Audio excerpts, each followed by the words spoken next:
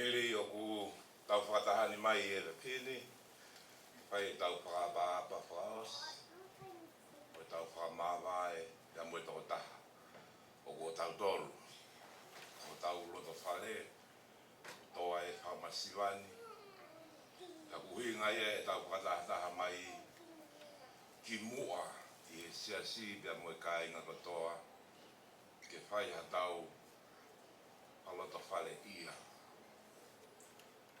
Ke teu i ki tau tolu ki he pōni, ia mua pongpongina. Ke tau mau ha malo i whiunga, i e whakamawai o e pōko e ni.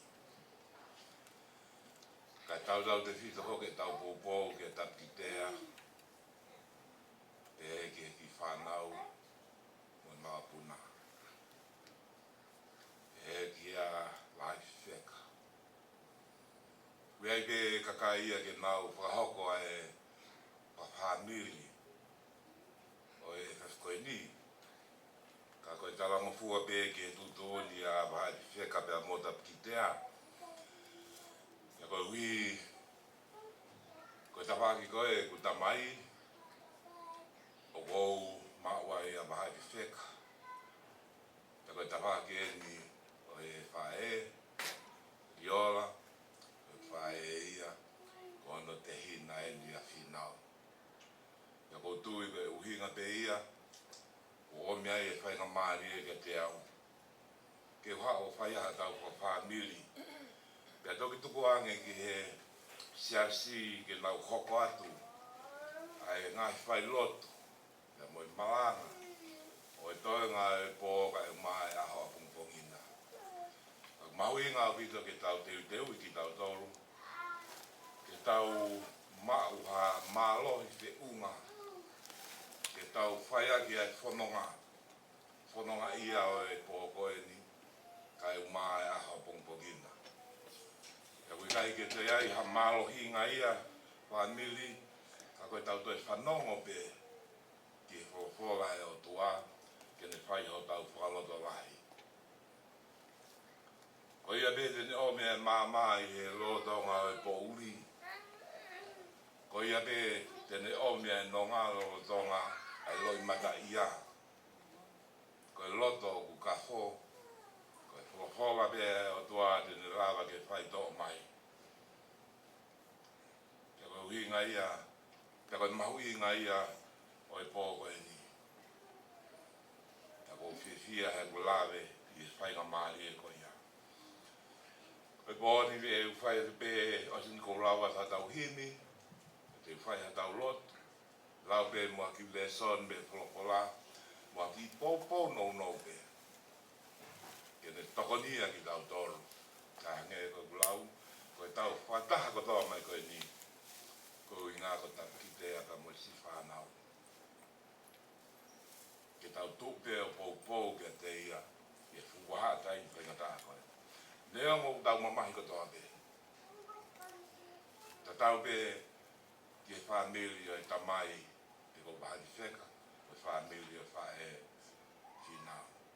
Ko tapi tea o ne fua ko toa, e whaingataa o e whanonga ai. E tuku ke whai e tau rotu, mo tau kore to kore pe ki heo tua.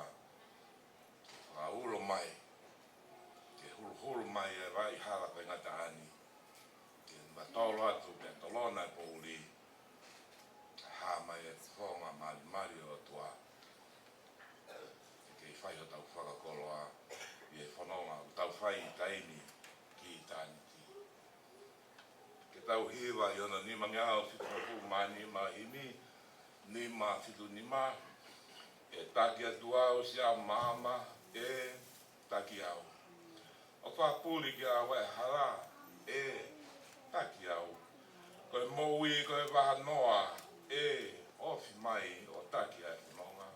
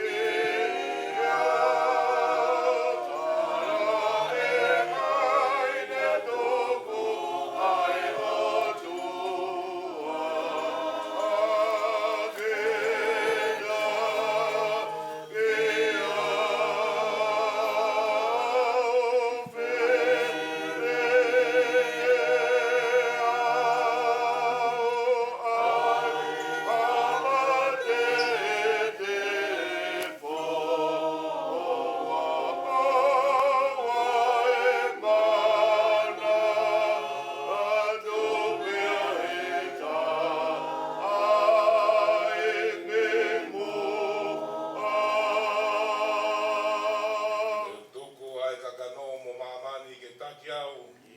Whakala hapu roto whilahi ke taki au. Taha e kovi ne me toki ai. Oka ne oa si o hofi. Ne utoko ai te kano mo mamani. Ege taki au malala kokoro tofi elahi. Ege taki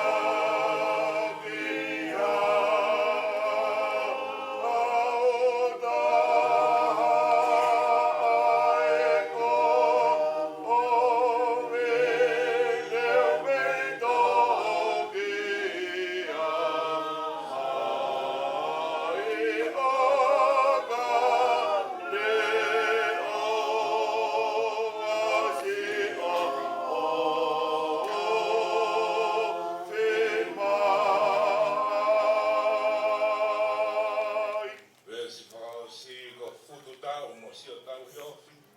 Ke taki au. O hulu hulu vai hala kovi. Ke taki au. Tala e hai te ke lia kieni. Te ke au taki he whanua lele. O funana masi o tau hiofi. Ege taki au ahuro roa I hala kovi. Ege taki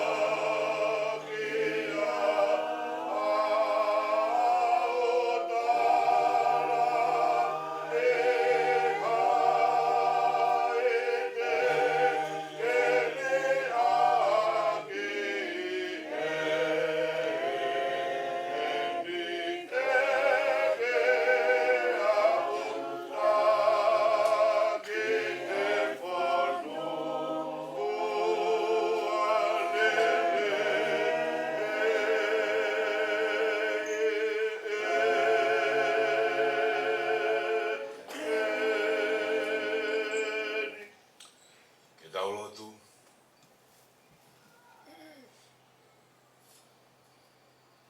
Eki ko mau tua. Ko koe ho mau toko ni ofi mo whalaanga. Koe unganga koe ki he kaua whangia.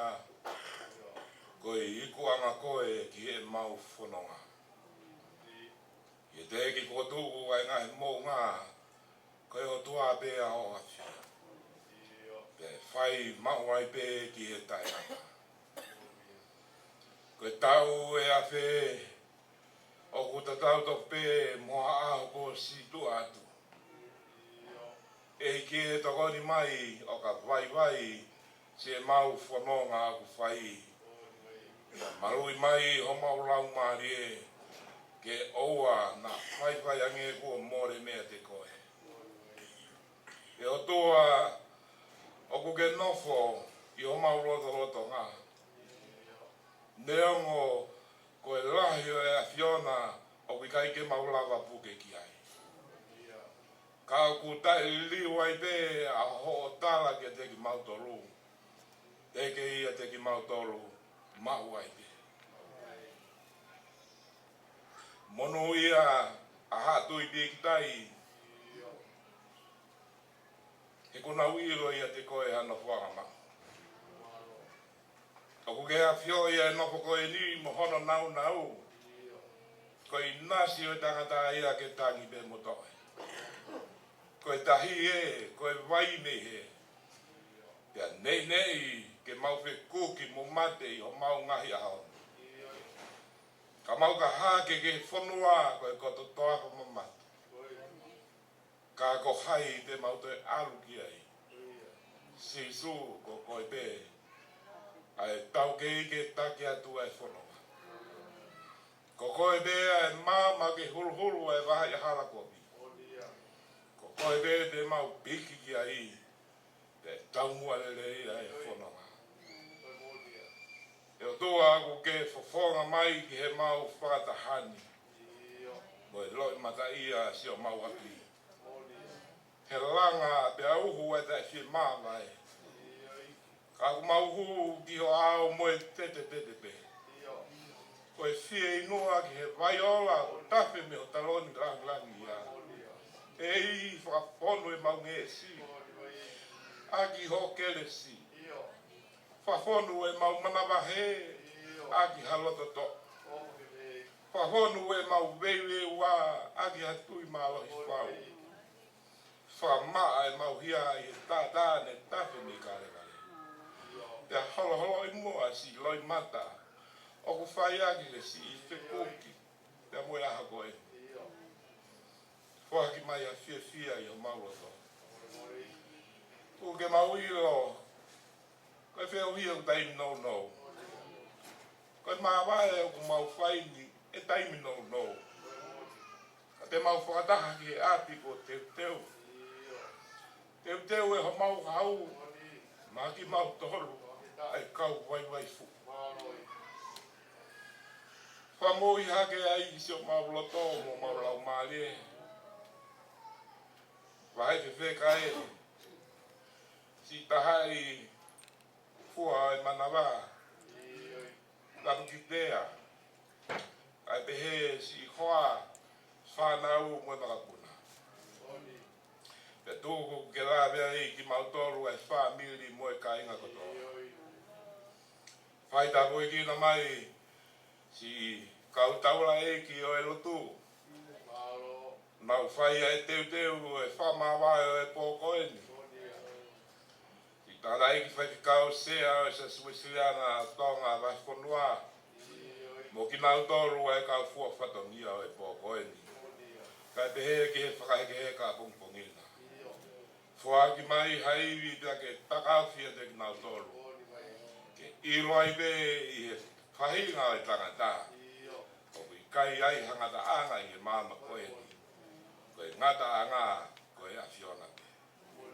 Ko koe e ku ke taitari e mau whono ngā. E ko koe nei whai mea i e mau hau ki he māma koe ni. E ki e linga mua hau ke le si mohono ngā. I pō koe ni ki mau lawe ai. E tuku ke mau toi whanongoa e leo e a whiona. Lea mai ko au pe ni hau pe. Tuku ia ke hoko koe whakoloa. I ilo whako pau. Mawae pe mo si whae koe ni. Koe whoki pe ia ki api pe te koe. Taria e mau huni e whako te o alo ko sisu. Kako mau whamu ui. Amen.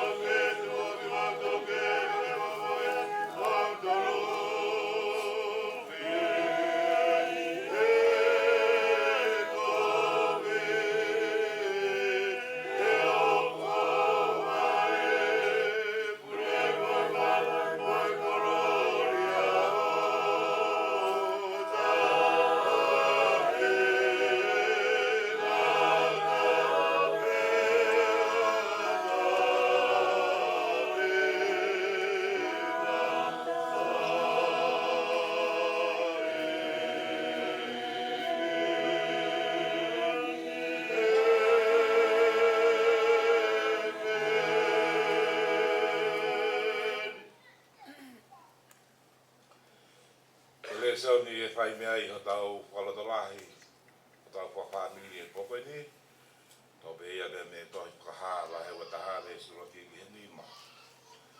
pehe ni hano lau. Pea wakai halangi fo mo funua fo he ne more a ulakilangi mo ulaki funua. Pea kui kai kei tuu ai tahi. Pea wakai a kola tapu a Jerusalema fo au aluhipo me he langi me he otua. Ko osi teu hangeha tahi ne. Ko ai teu ngā ki hono Hispaniti. Pea hongo mai a fureo me he talo ni o nepe he. Ko eni, ko e tāpane kale ai otua. O ku tuu pea mo kakai. Pea nofo hono skai nā mō ki nā toru. Pea te nau nofo o hono kakai. Pea nofo e he nea fio koe otua. O ku kau maa nau toru. Io ko honau otua. Pea tene holo holo ai loi mata ko toa be ni o nau mata. Pea i kai toi hamate. Pea i kai toi ai hamamahi. Pea hatangi. Pea haongosia. Kua more e ngai mea mua. Pea wholofola e ia. Na e a fio i he talo ni. Ko e ni o ko whafou. Ai mea ko toa be. Tohi. E koe ngahi lea e ni o wala whalala anga. Ki ai. Pea koe mooni. Oi mooni. And I would like to read the text for our family devotion tonight in English, just for our young people who may not understand Tongan language. So you have a fairly good idea of what the night is all about and what life is like with God, life with God. Revelation chapter 21, verses 1 to 5. Then I saw a new heaven and a new earth, for the first heaven and the first earth had passed, and there was no longer any sea. I saw the holy city, the new Jerusalem, coming down out of heaven from God, prepared as a bride, beautifully dressed for her husband. And I heard a loud voice from the throne saying, "Look, God's dwelling place is now among the people, and he will dwell with them. They will be his people, and God himself will be with them and be their God. He will wipe every tear from their eyes. There will be no more death or mourning or crying or pain, for the old order of things had passed away." He was seated on the throne said, "I am making everything new." Then he said, "Write this down, for these words are trustworthy and true."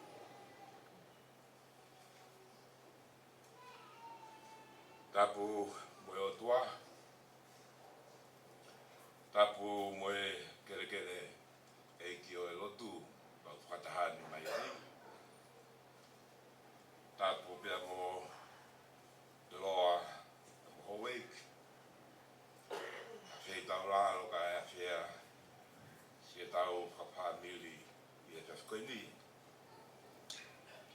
Tapu mo mai whiwheka, pia mo e lotu whare au wahai. Tapu pia mafi tutuanga kawa, mo e kai ngā kapkawa. Watapu ki e whahu. Watapu ki e urumotua.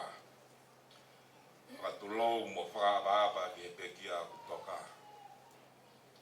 I Rosaline Finau ngata Namoa. O whatapu he ni ki a tapitea kai maasi ki whanau. Watapu atu ki a lioa.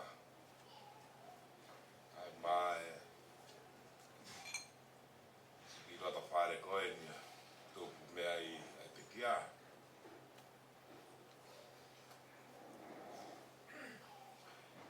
Pea ko whatapu mawahe ke sea sike tarai te whikau sea o i sea siko e na Finau. Ai maasi ne kau ngāwe, ngāwe la, kapa poesia. I whai ia roa tonga, talbe me kamata mai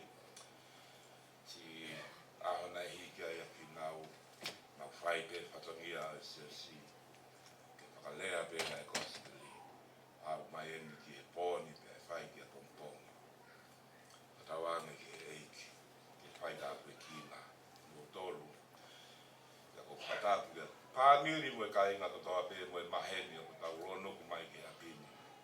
Ke whakakakato ai ngau e mo whakapapa, whamawai. Ngahi o wau ko toa pe i pōkoi. Ka tau te o tu kia pumpunga. Finau ko ne mo i leo ono hau. Te wai e whanonga ne hiki atu me te tau tau. E tuku ke puke e whainga maari e ke whai o tau whamili. Te ke tau whanonga whoki ke lau a tōko wā o kau ki heo tua mo ki tau tōru. Te moe mate e moe mo ui. Ka koe mo ui tainata. O tau unu mai e pōko e ni. Koe uhi pe. Koe whakamāwai. Whanili. Koe hawhi hui totonu. What is the question? Oa na loi mata haya ko kai ngā ofi moe mate. Oa na loi mata kune ilo e ia. Ai mea koe hoko i e tua e mate. What is the question? What is the concern? Koe konga e tau te teu. Ki e whanonga o tau whaini. Death will come. And when we are confronted by death, we are vulnerable. So, what is your concern? Tau ilo e tato e mate. Okay, si malolo ato hai, mo hai. But when you come face to face with death, what is the question? Going to heaven? Where? What is the question? I'm going to have eternal life. Where? How? Faith in what? God. Really? Do you? O si whamaa e kawaisi e kua ngahala e kolosi. Pea kua maa e kua ngala ka teki ke toi whai ngahala. Koe mo on.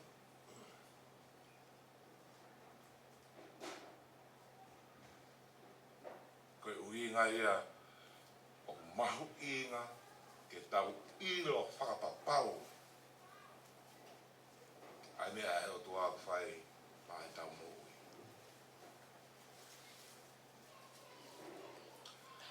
Koe le sani koe nai rau ka pau nat mou whanau mo whakalelei.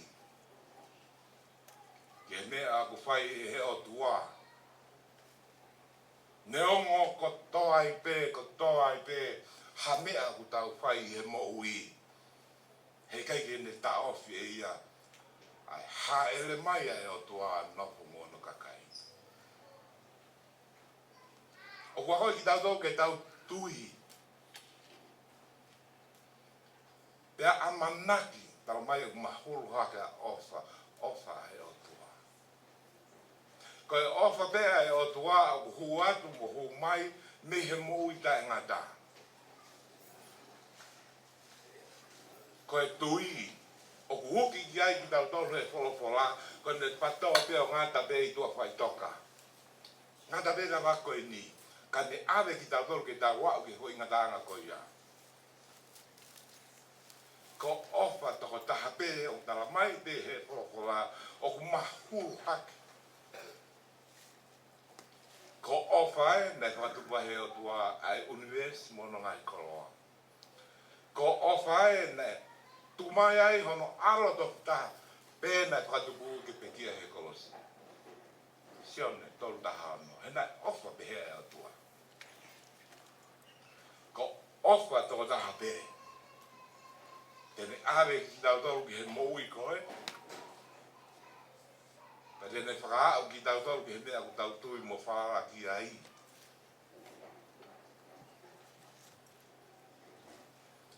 Ko tau no koe ni e mamani koe ni o whakarao i e mea kotoa. O kui ai hono ngai tutuni. Lao whakapolitikale, lao whakasosiale, lao whakapoititui, whakawhamiri. Potu kotoa pēr. Wai e ngahi toka adeline tau nofo tau ngai siasi. Koe wheinga ke whakaurunganga i ki tau tolu, ke tau ofi hake. ke fu ofa koe nei whai mai he o toa mani tato. Hei, kai te, ke ne ta ofi, ai tawa mai, ai Jerusalema po o omi mehe o tua, ke nofo te mono kakai. Ka pau o ku ke te alu ki he wani, ka pau ko whaka amu ia. Ko whea he wani. Ko he wani koe nofo moe o tua o hao ki a tau toru. Koe mo ita e ngata e utala noa ki a e.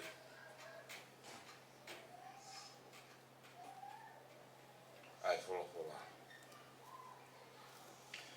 The new Jerusalem comes down from heaven prepared as a bride, beautifully dressed for her husband. Death is real for those of whom God has created. Yet in Christ, there is also the promise of resurrection. And resurrection is a new act of creation. Resurrection is the promise of a new existence, a new transformed existence. The resurrection of all the dead brings an end to death itself. No more death. Therefore, in the new creation, in this new creation coming to us, the new heaven, there is an absence of death, sorrow, crying, and pain, for all those marks of the former fallen world had passed away. And there is eternal life.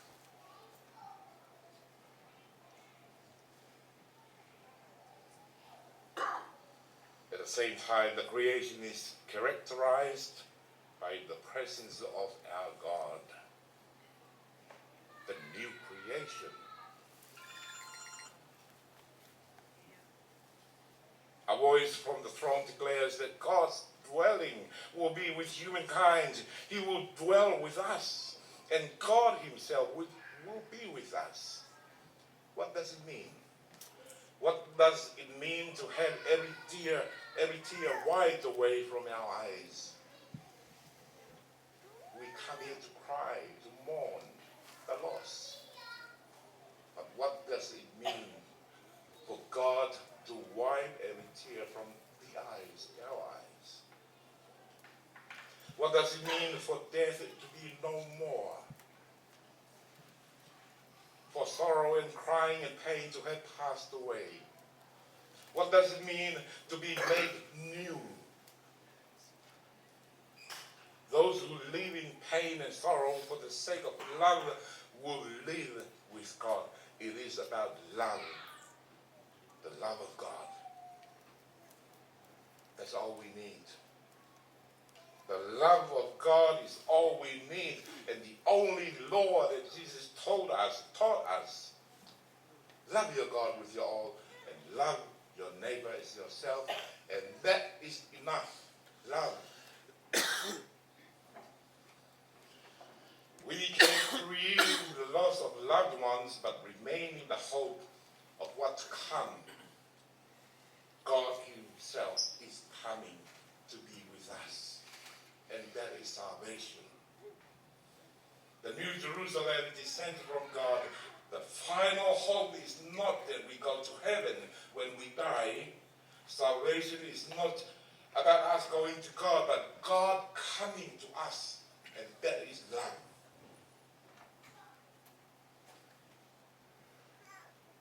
Tau e pepe ko hai koe, tau e pepe ko hai hau mea whai, koe ofa e o tua, koe mui tai ngata ai a tau rāwe ai.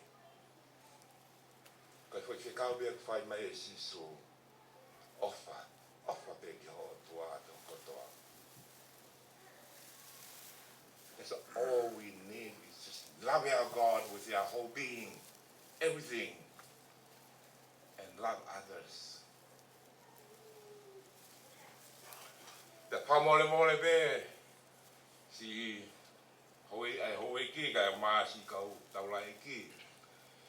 Nā, ko te whai pe ki tā hano whakahiki hiki. Se whae toka hi o tau ao. Toka hi o mou. O mou ao o whanau ke tala lasu whai. Taru be ku ilo a ke whae koe ni ono urunganga. Pena maria i maranga ne whai ne po e tala kau. E te hanga whakamatara i e urunganga koe whae koe mo oni. Si mui holo be ia wahai whipeka hamea be hapotu be. Ke be tala mo fua ia. Kako ofa ia o natura be. Ko ofa ia ko hono natura ona. O kui kai tene toi iro hamea kehe. Kako ofa be. It was never God's idea for death and separation to be part of humankind life, part of their lives.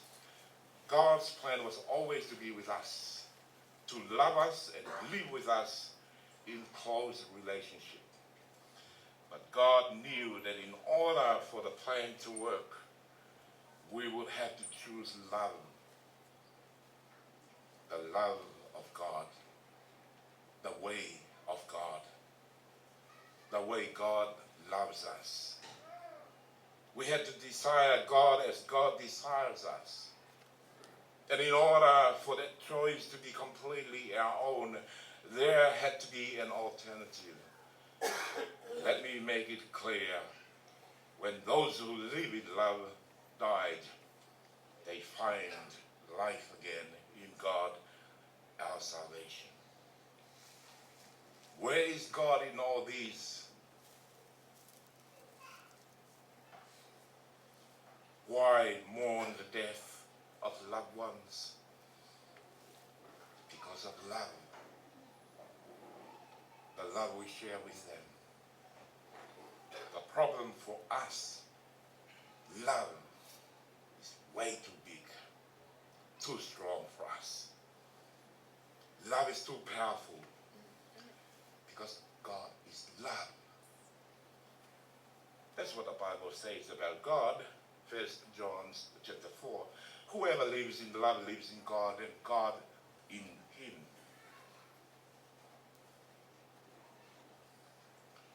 John 15. These things I have spoken to you that my joy may remain in you and that your joy may be full. This is my commandment that you love one another as I have loved you. Greater love has no one than this, than to lay down one's life for his friends. You are my friends if you do whatever I command you.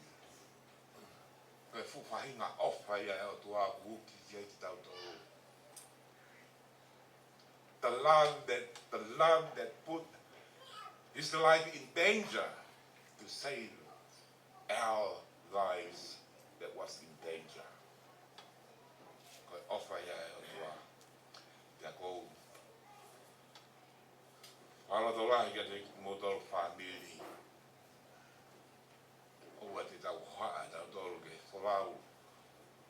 Finau. Ketika be alua tu yang hal, alua tu mali, alua tu maoni oni. Because I feel yeah that we judge people by what we see. But the love of God, this is the end for us. The New Jerusalem take over, and that is life again.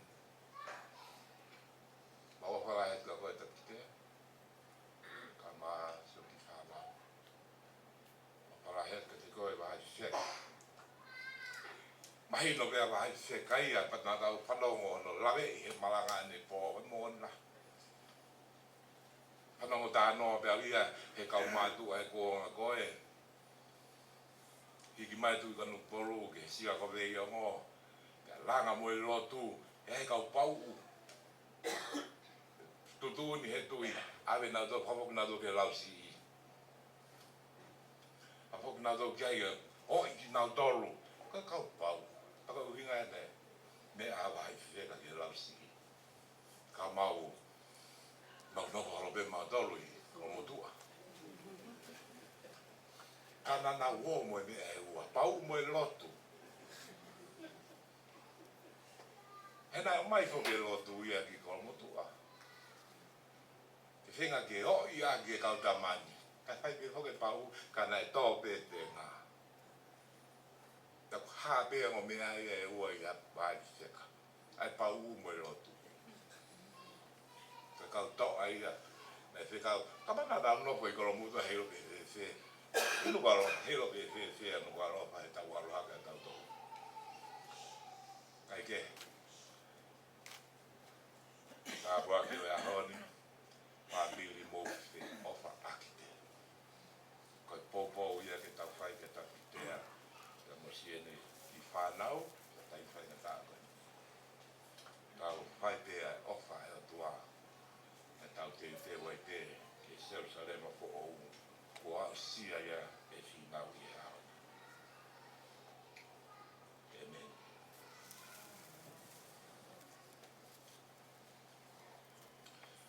Ke tau tau hiwa, i whaasi. Pāngiau hiwa mapuru māhiwa. Whahiwe hiwa himi, ko se tau mo ui koe whukahanoa ma whai hai ki whauri e potu tai.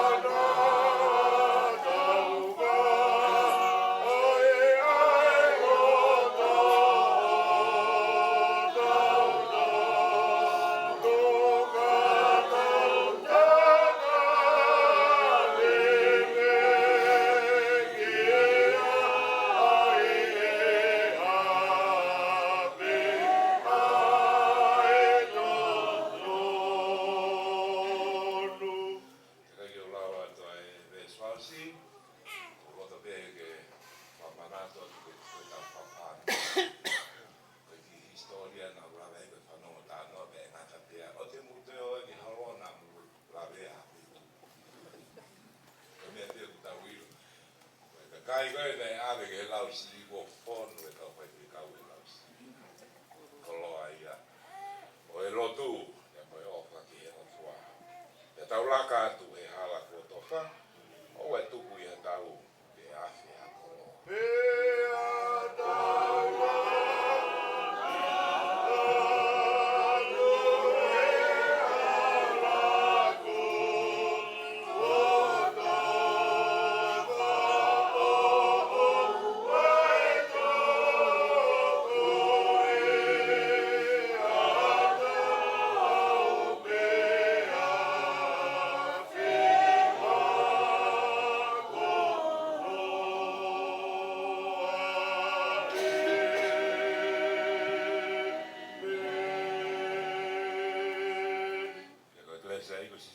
si mo e whawahea tua koe tau tamai ke napa mau ai te ia te tau tolu e nau alo wha.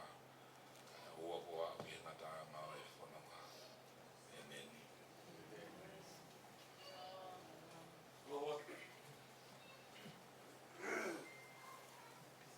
O kaulaini, Finau. E tapu e otua taha mai. Tolu ko e tape. Tabat ke whahu. Ya, tabat ke umotua. Mai, parea mai, hawa whakata e whatongia.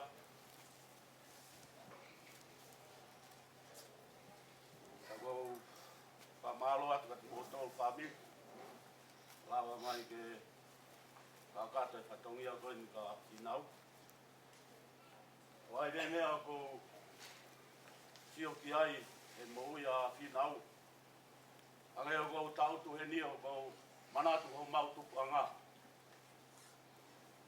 O mau kolo, o hua pe ho mau whaitoka. Ko e whihia kai awhi, ko kāre wai. Reo mo pe, e alanga wahai te wheka. Ko whihia ange ki holong. A wha e Finau he a koe ni. O holong a ki e hau. Ko e o kui kai ko ha palak koe. Ka koe ko hono anga. Ko e ko ne tau he ne koe nā ni. Ko ne holong a ki e hau tai loa. E o tua o hau tai liua. Ko e anga ia e nofo ho mau tupu anga. E whai ai e mau holong a ki e hau. Ka ko whawheta. Ia whae pehen. Wako ai ai mo ui. O tā si pinga mai ki tau whai taki ki ai tau ki ai COVID-19. Ai o tua ko ne whai pa whai pe. O wha malo atu ka inga. Malo ho mou lawa mai. Toki toinga ha mea pone. Mana toki hae ulu motua. Tu whakakata te whatongia. Malo e rau mai o pai. Malo.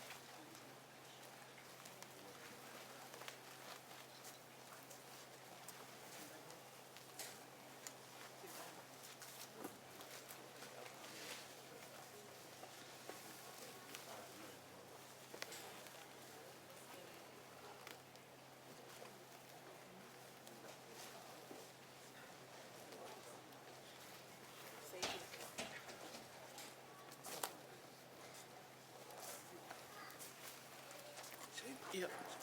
Uma da pite, ang tata po, fokus dari ma, ifo, glory kelawa, kumani mati.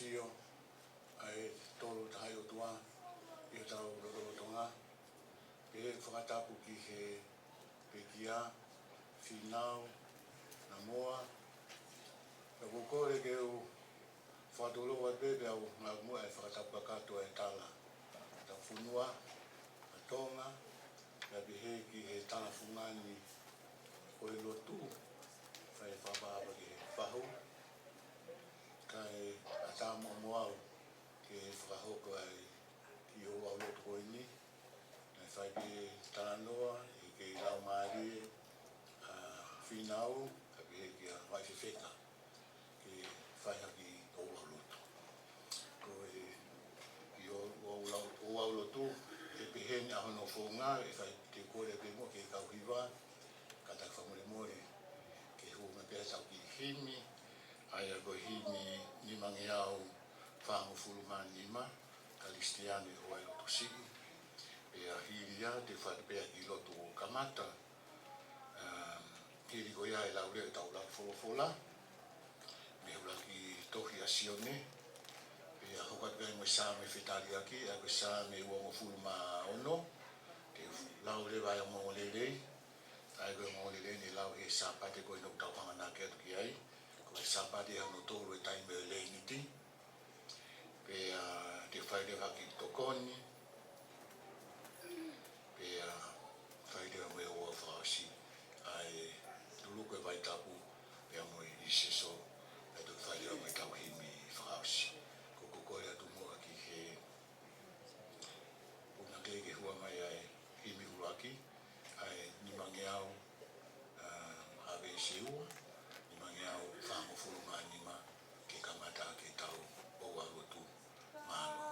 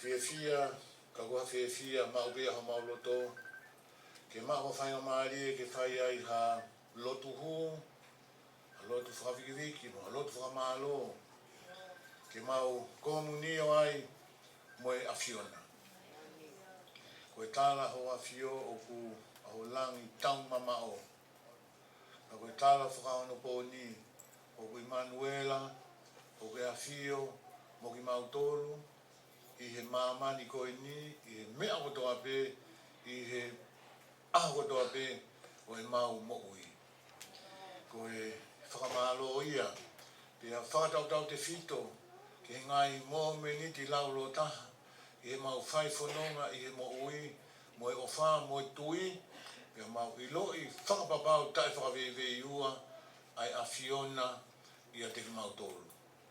Pia hoko ia ko e whakaloto lahi, ke whai whanonga, o e mo ui koe ni. O ko tokai mānanga i he a Fiona e o tua, a ho mau loto, mo e uhinga, o mau heni ai i he fiafi koe ni. I Saione, ko e uhi ko ho kaunanga, a Finau, na ke whaki, pia nei hoko ko e whakakoloa, ke whamiri, pia pehe ke whanua, kai maa ai siasi. O mau whakamalo, i he i misi o e a Fiona, na i he toko taha koe ni. Pia koe pōre ia ka teki mau tolu, ke mau whekumi, ai i misi ma oni a ho a Fio, na i he kaunanga koe ni. Ko e tū ia ko ke whakakoloa ia ka te mau tolu, a ho a Fio, ki a teki mau tolu, ko pere tui kanamata. O mau kore, o tua, a koe whamore more, a taha mui kaunanga koe ni, a nai ha whakafotunga, ai ne whaipatongia, mo e tauhi ki ho a Fio, mo e kaunga api, a nai ha tono no, mau kore, a ho whaimana wau wha. Whai tāpoi kina e whamiri, si whai kusika. Whanau, whamiri, unau heni. Mau ofa, i o hai whiweka. Mo e toi ngau e whamiri. Mau kore holang maare manu ni ke ne tāke kina ki mau tolu. Pea ke hoko e mau lotu o e whiafi koe ni ke alaha pea ke whungania ki ha Fiona. Mau kore ko ato ai ni. O whangai pehi o alo, di sto, ko mau eiki. Amen. Tau whanau o rewa ki uraki wholofola.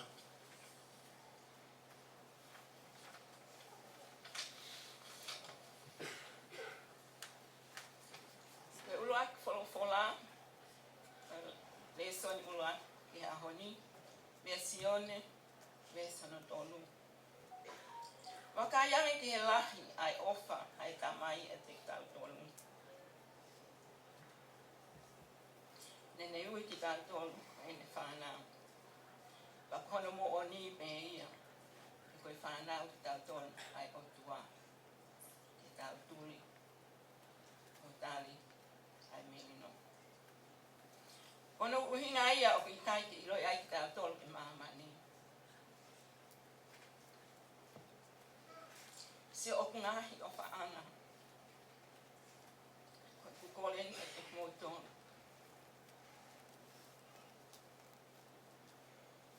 Whanau kono katoa.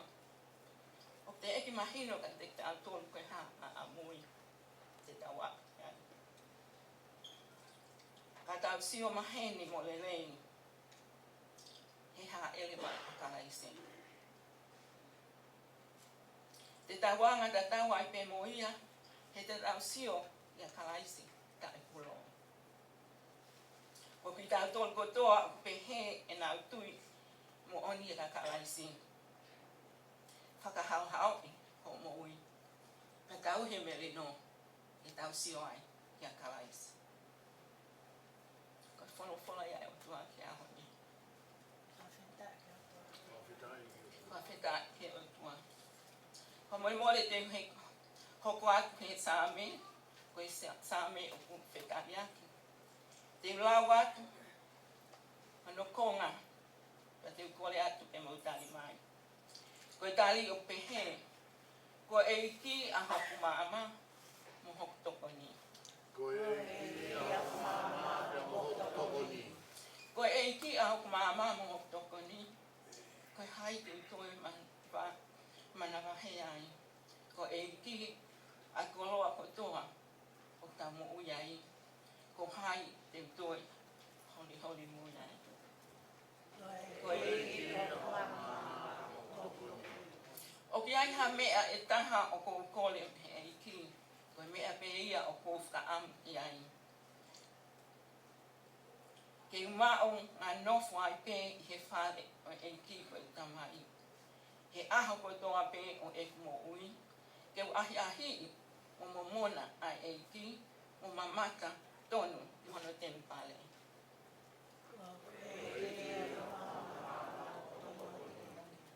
Koe mo oni te mamaka ke fungai o eiki, he whanua o kou kau mo uiai.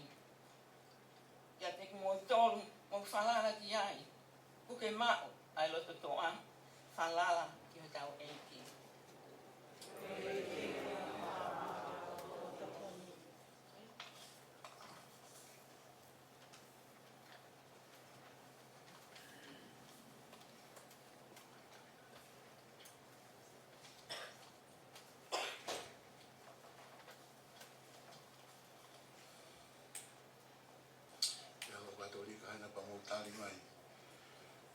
Mo kata ko me haki o lunga ki e tau whanongo ai o ngolele. Tau nge ia fio ia te mo tolu ai eiki.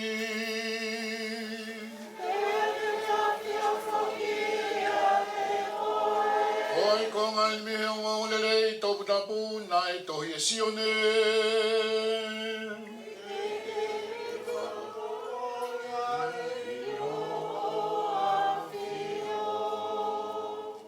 Mi hono whao e wahe, ko e le soni e ni ki aho sāpate, ko e le soni ulo au vito me he vesi wha, ki hono nima o fulu maua, te ulau at peha ki i vesi.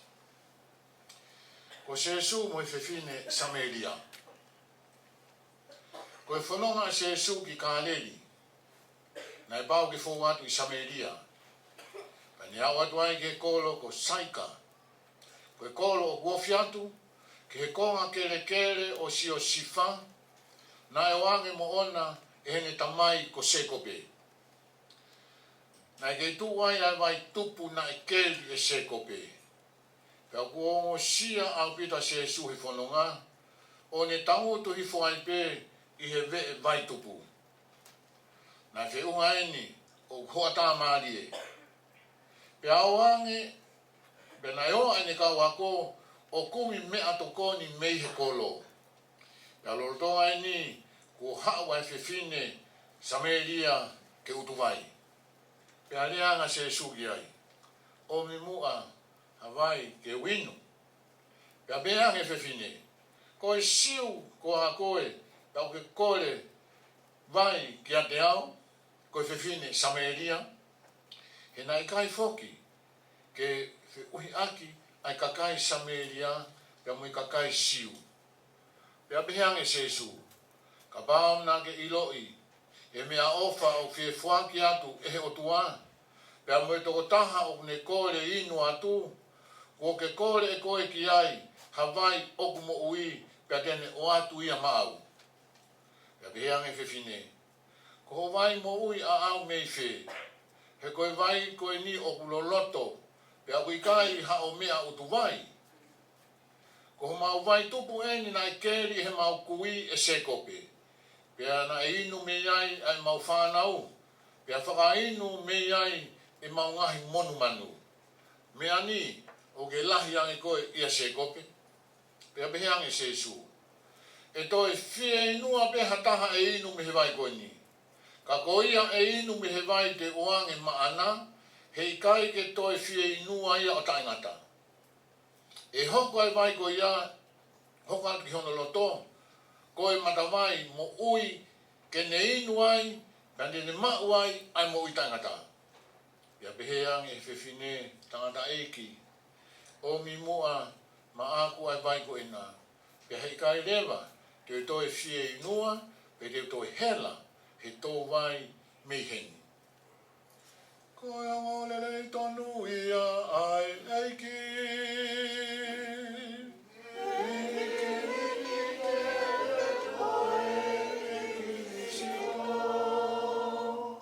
Mo kata ko o me fulan.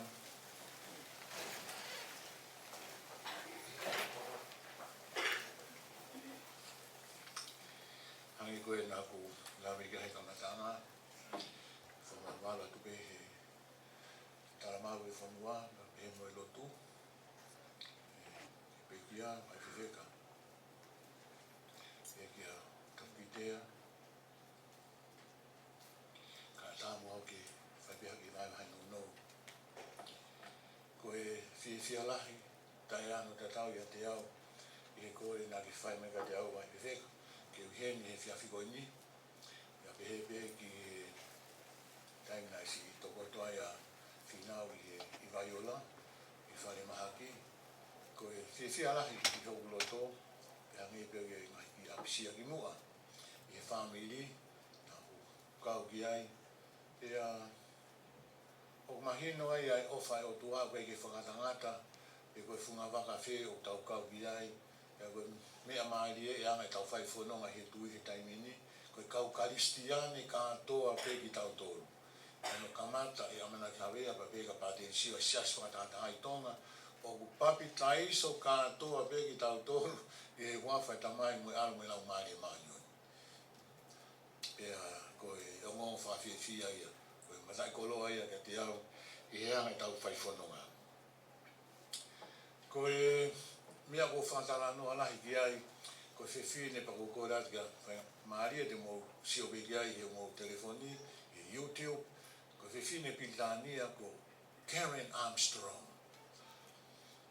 Ko e whine ko e ni pa ui lo ia whakamaman lahi, i whekau aki mo e lot whakaristiane, ai lot whakasiu, Judaism, ke Moslemi e Islam, pe koe Bahai, pe koe Buddha, pe koe Hindu, hoku makehi, ai whiwhine koe ni ai.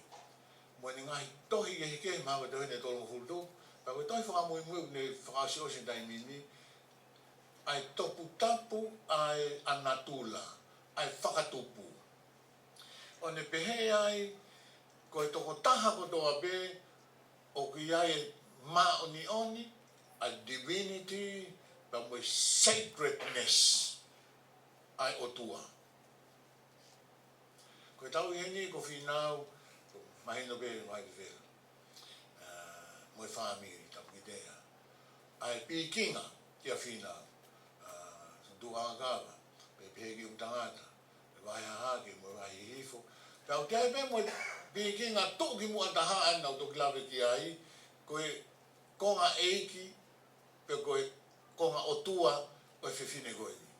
Pau maari e ko whawhakaukau e taimi lahi, koe mālolo pe hata, o pe au ni vai koe mea whaka eiki.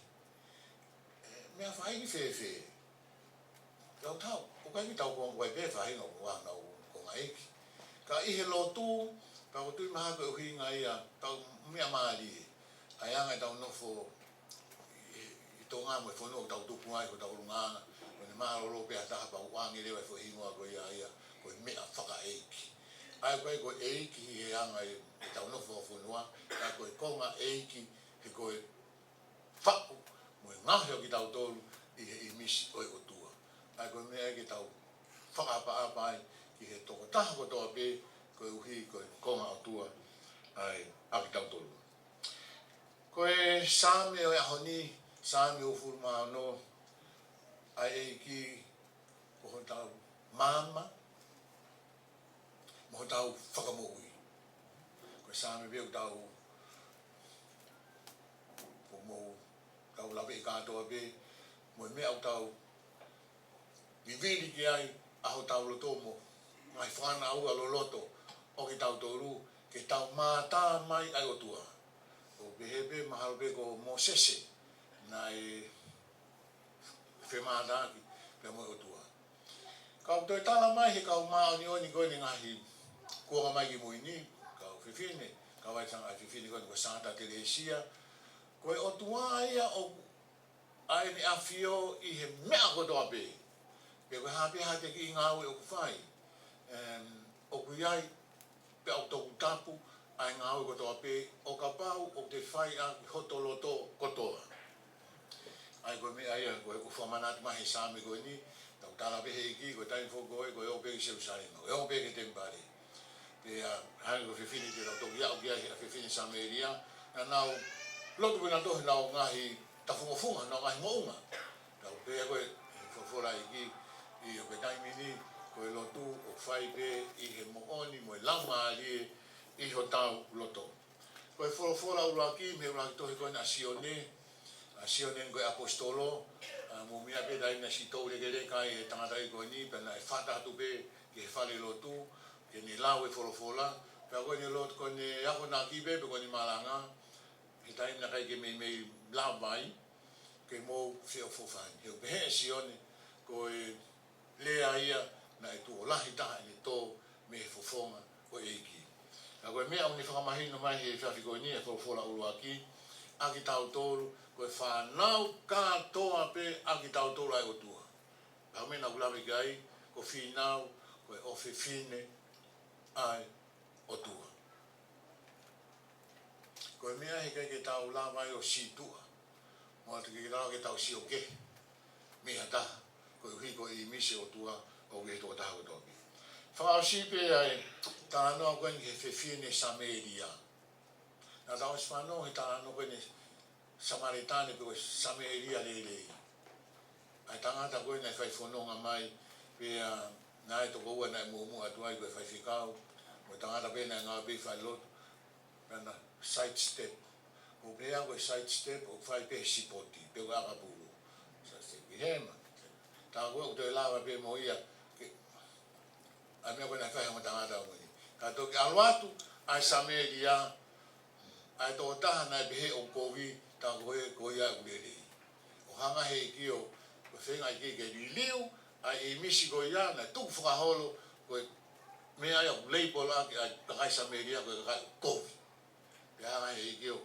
whaetanga noa koe ni ke mahino ko Sameria ia ko o iai pe arirei ko e whewhine koe ni mo mea i pe atala noa ko e whewhine ko i misi pe o tua pena i whewhe ne whakafotunga pa ko tsai ko ne taime na olo tuai ho ata maari ko pong pong i to la he ka o ke vai ka o fifine to e fiafi mo to e o ke vai pa ne fili de taime ko ka ya ta hai alu e te na to hoi ko e fifine na pe ala to ko ta pe ho ata maari ka ko hai no fu ma he vai ko tu e nga he tu mo e ke nga he ke he pe ai fotu nga ia mo ia ai o tua pia ko le kamata le vai ki fai po tala noa i he le volo ulu aki pe pe ko le vai a ko e siu ke tapu pe au tapu ke le hatangata ki a fefine i he pe ka kai to la in public no ai hanga le vai ki o veu ke foi tala tu fa holo ke ai ua Bagang kapau te wata vai ko ni tau whanau pe tana tau ke i ka ko whao ke whakame tau ko whiawhia pe halo pe ni ko ngā ko whae na wesiriana ko whiawhia mau pe vai whiwheka ko taim ko tau pe ko aloa ki alotu ko e alotu katolika ko whae ko i heni pe mua ko ni o siriana ka koe ka whae ke mai ngai ni ka tau e ani kame na whia pātere ai ko ngā ko whae nai ha katolika i kai wesiriana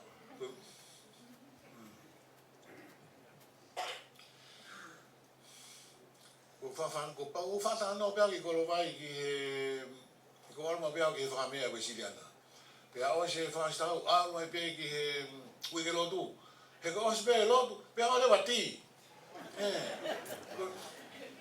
he ta fo pa me pe ya katolika ki fa me pa fa ma we lo tu i kai au i olo vai, au ki au katolo, ko whae mi au katolo. Kai ke, ko mea maari e, pa maha koe whakao si pe, ai tala noa ke whewhine ko ni, ai mea nai hoko, he tau e ua awhi, hua mawhuru mātoro ko hiri, ke tau sio o hoko ia ihe ahoni. Na urawe ke tala noa koe na, kehe koe na iki, transfiguration, ai a pita mo se misi mo sioni. Ke tau pehe ko tala noa koe na hoko tau wafe ko hiri i kai. Ko kore mai ai o tua mak tau toru, ai ki tau mak ki tau ilo, ko tala noa ko ia o hoko to tonu pe ia i he ahoni. Pa ko whiwe tala noa ko ni ki whiwhine Sameria, ko i ngā ko whiwhine ko ni a Finau. O tau whataha mai, ko tau ofe ka Finau, ka ko koloa ina Finau, ni o mai mak ki tau toru, tau peme pe Finau, hangi ko fuara i kiki ka whiwhine Seusarema, mo tangi pe ko ia ko mo tolu tuangi au ia ko fe mari pe ia ka ko mai noi pe vai feka ka pe ka ta pu te e no fai pe ke fini ko ni o mo to o ha ke pa na lo tai ko ka to leva ki he lulu ka ke mai tapu pe mo I se so pe e we na te ke hua mai e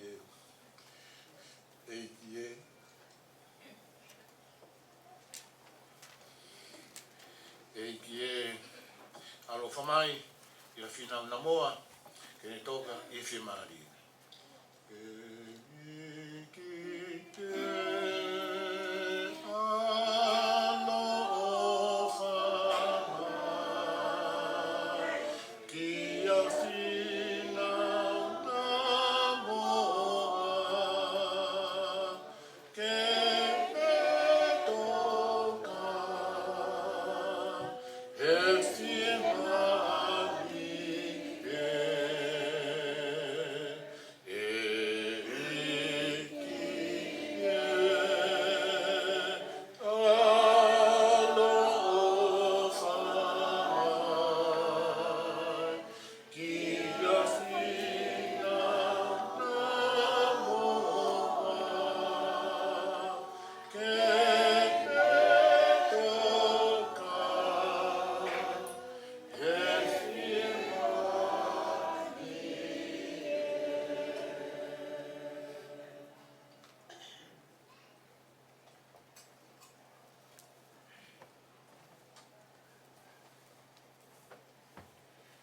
Loko koe nei vai tapu, ngata wanga mai mai ko tau papataiso, I whakamanat mai ki tau tolu, aho tau papataiso, I tau inasi, I he tuptangata, mamahi, pekia, mo e toi tu, aho tau eki.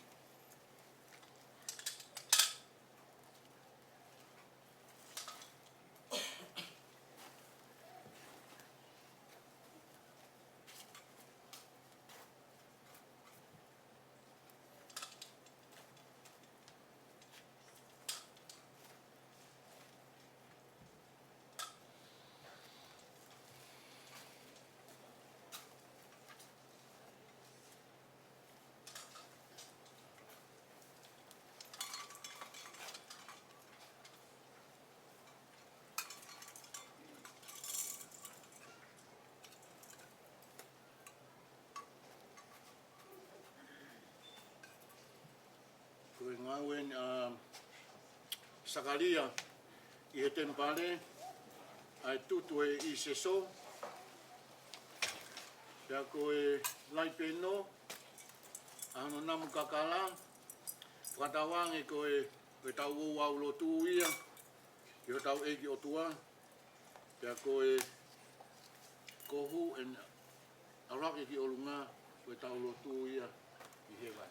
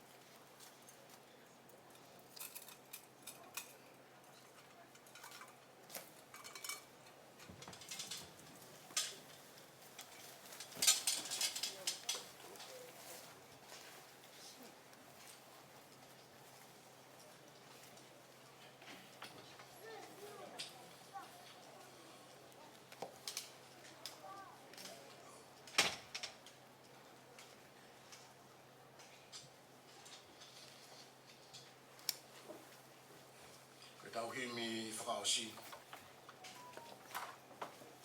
Tau amusia hiwa ka Maria, tau kore hufa ka Maria, a Finau, e koe pasta tau ke ke wofi pe, ai ko ni mangi au whahiwa, tau hiwai ha seua, ka koe maa foke whasi koe ni me he nearer to God. Ka reki mai, ka mo kume hako mo telefoni e hima koe ia.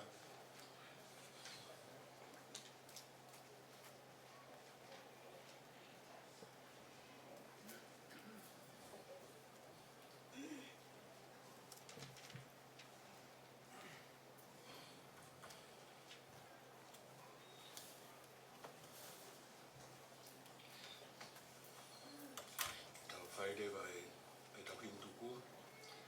Anusia.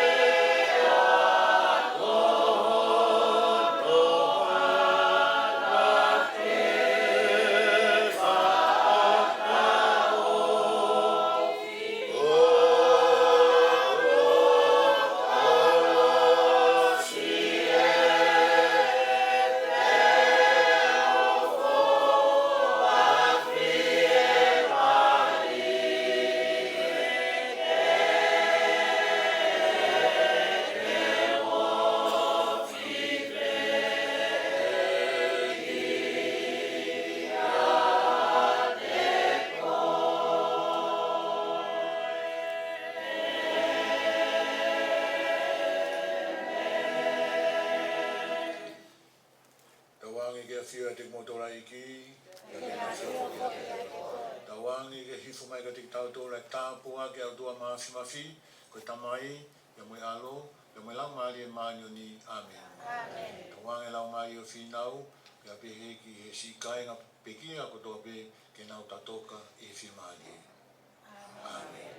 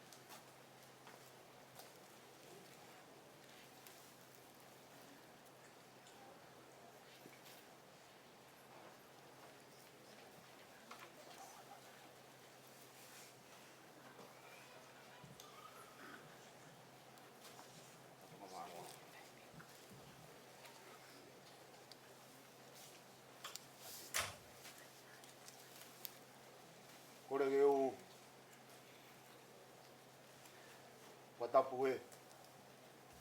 Fio o tua mafi ka loto to.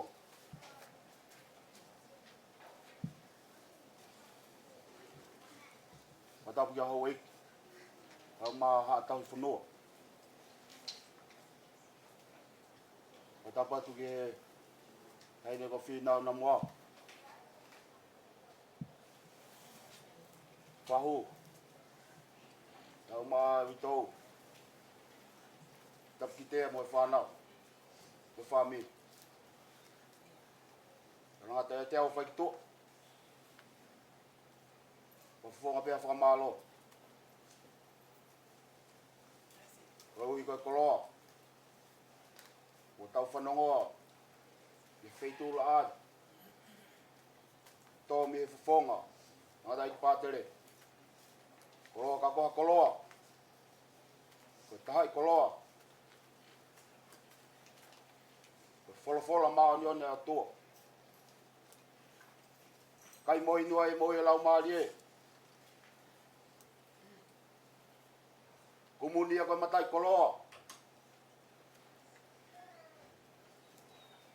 Whai ake whanonga. I hala whanonga au tau whai. I e toa whamamateni.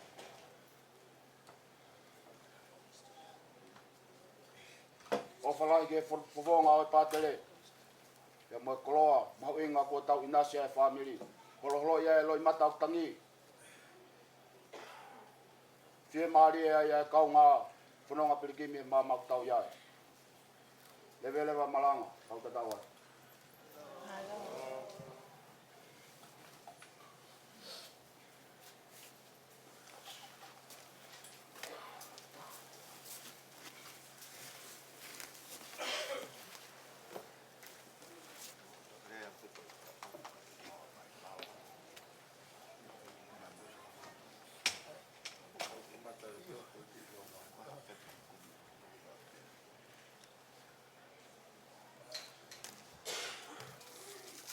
Tapu ki he awhioanga o tua.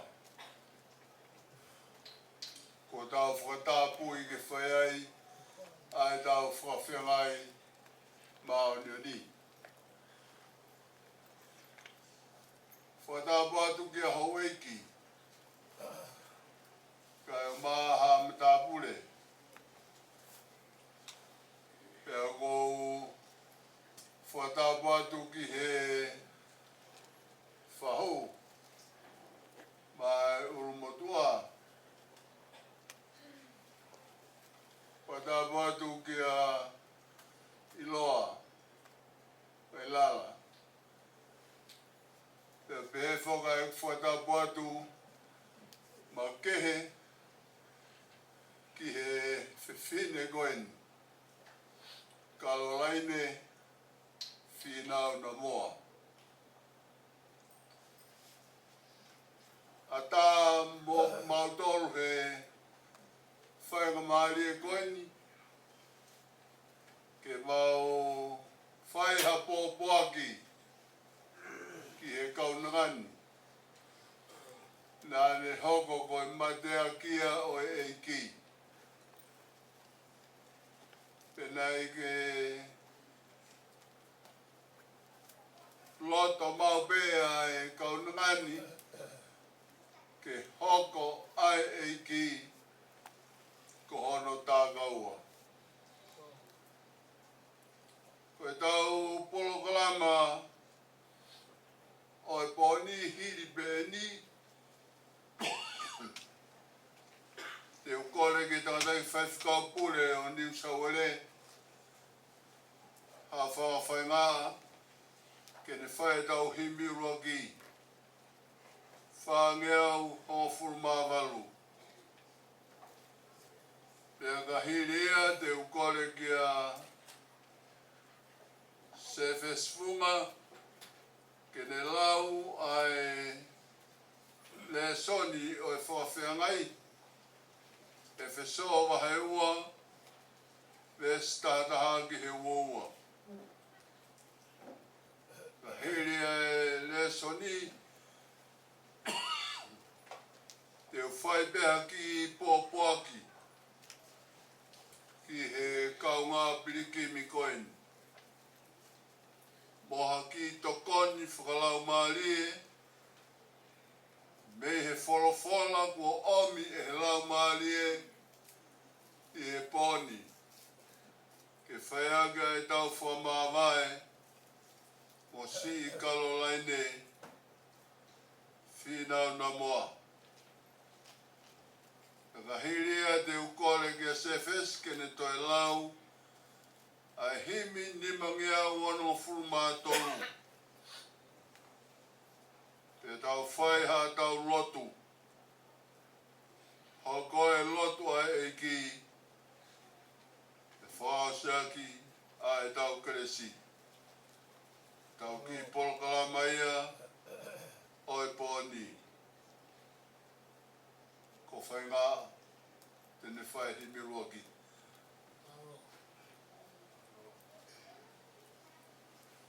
Whorahimi ke amata ke tau hiwa mai lotu. I e whiawhini. Whāngea o hongo furu māwaru e himi. Mo mea pe lalo. E sisu ko ho tātaa. O mate mai anghala. O kiki taki pe ke whai. Ai whinangalo he tamai. He mea ia te u kofu aki. E o whakamāua māmani. He toki kofu ko maa. O puri ai, ai anghala.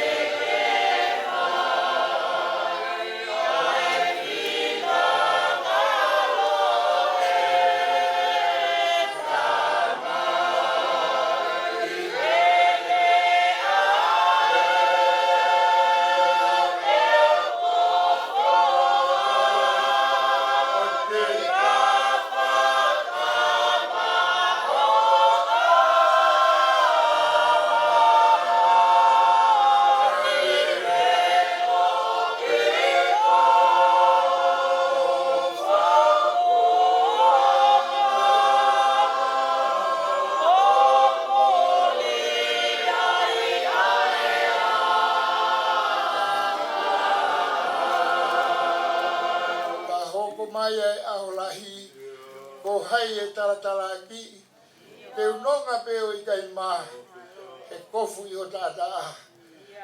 Koe laimi ai o tua, o le toko pea e mo ua, o le asinga I ai hia, o le hanga o pekia.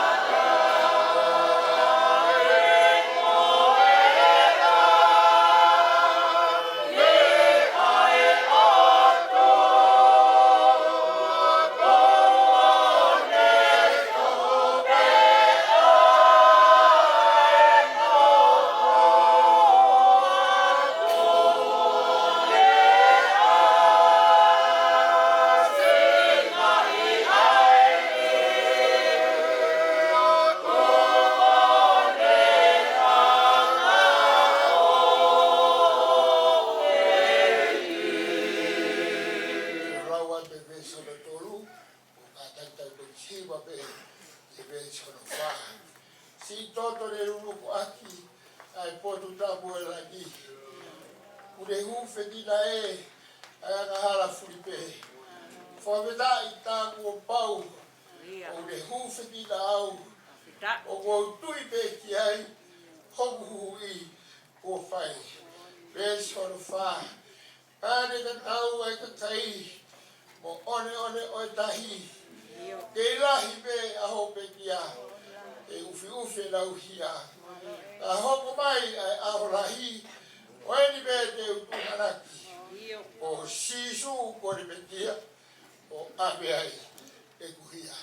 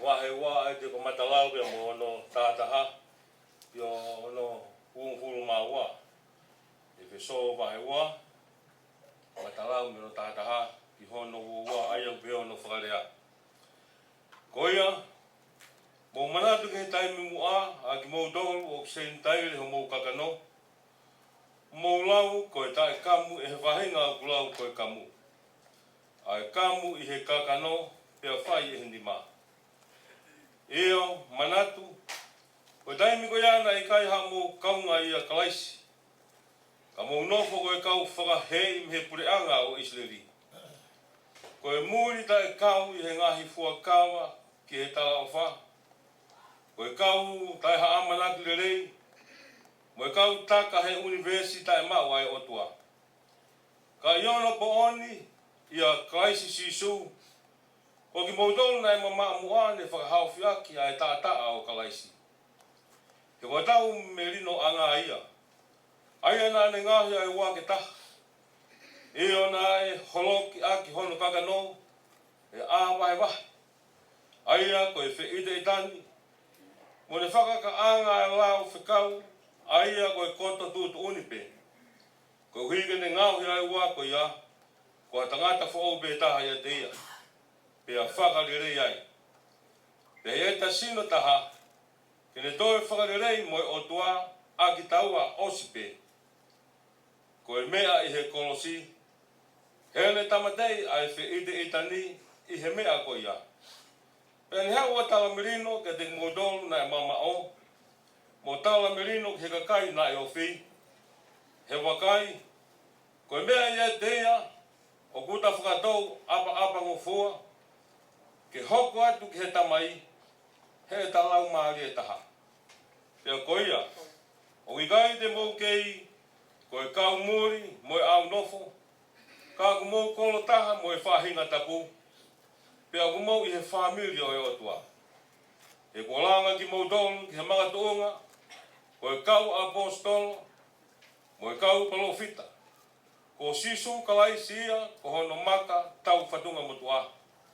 Ai au whai ai be he na whio, ai hoko le rei o e whare kotoa. Te au wha au hake ai te ia, ke hoko ko ha tempare tapu, tuu I e eiki. A ene a whio, o whakahoko ai ki moutou whoki ki he whare, mo a whio anga o e otua I he lau maare. Amen.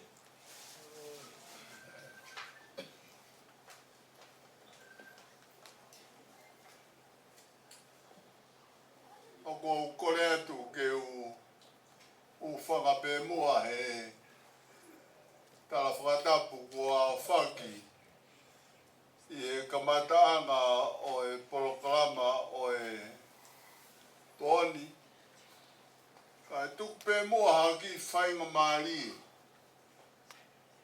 ke o atua e pōpoaki me he wholofola ai o tua, me he siasi, ko hiko sio no kau ngā pirikimi koini. Si Karolaine, Finau Namoa.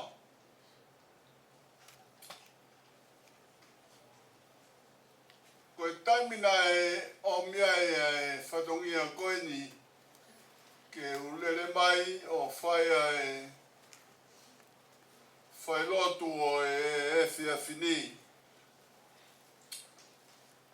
Na e mahino a pito ka te au a Finau, te unga mua Finau.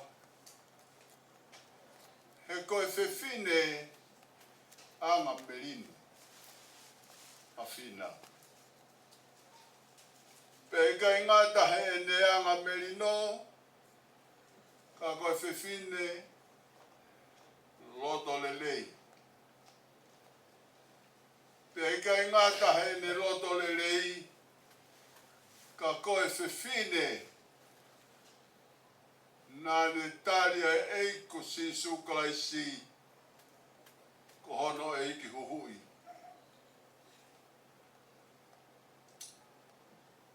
Pena e kai ke fu mama ke te au pea ko wha more atu fu i rea tai tokanga ko e ko whai. Ai ko ngalahi o mo ui whakalau maari ai whewhine. Kana aku tatari ki he wholofola e omi e he lau maare maanu ni ke ne toki hanga o tatala mai ki e te au. Ai uho mo e erito mo e teftoi mo ui ai si kaunanga koe ni. Koe taim na aku sio ai ki he wholofola o e whakawhianga i mā oni o e ahoni. Nā e whakamamau e sio ki he ipseri koia a paura ki he kakai e whiso.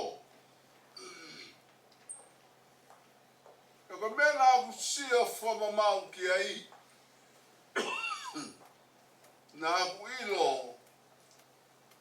o ku whanua e ipseri koe ni he ngahi tūtu uni.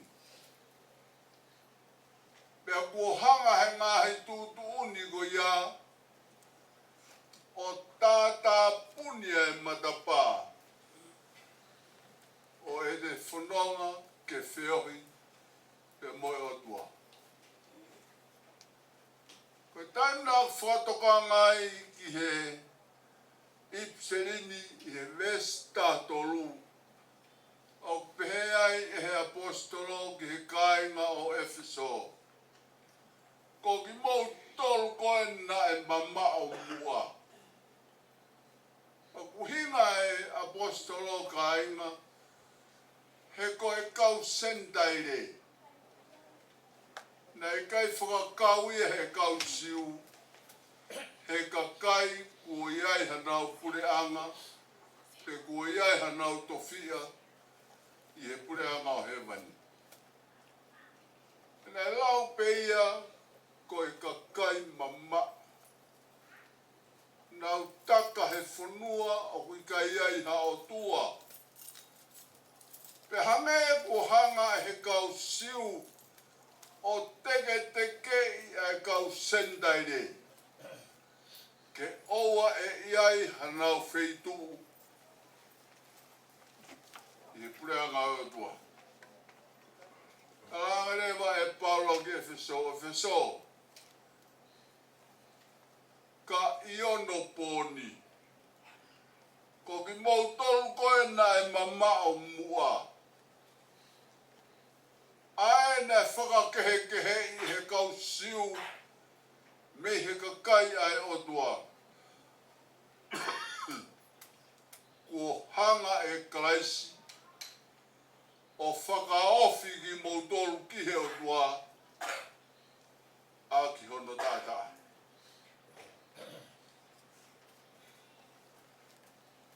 Te koe tātā koe au kalaisi ka inga, nāne hanga o mi koe. Moau. Nā ta hoko peki tāua koe sentaire. Koe ka kai whaianga hanga. Ka kua hanga e kalaisi. O whakaofi ki tautoro. Ka koe whaafiko ki tautoro. Koe ame ki tautoro ki tau wofi ange ki he otua. Nei kai te ai hamea e whai aki e he otua ai ngāu e ko ia. Ka koe ne whekau i pēha no alo tof pētahana e whakatupu. Kene hāre mai o pekia i he kolosi i kāre mare. Ka e tawhe mai hono tātā.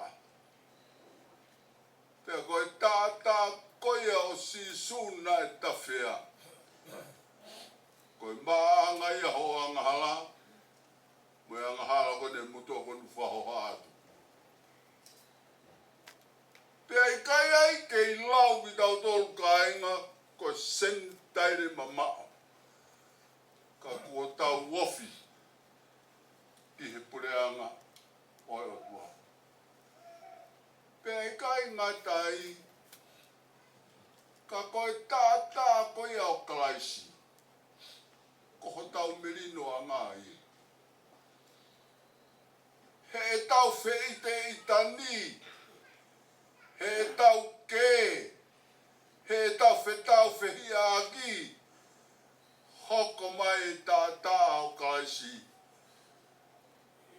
O ne whakamerino.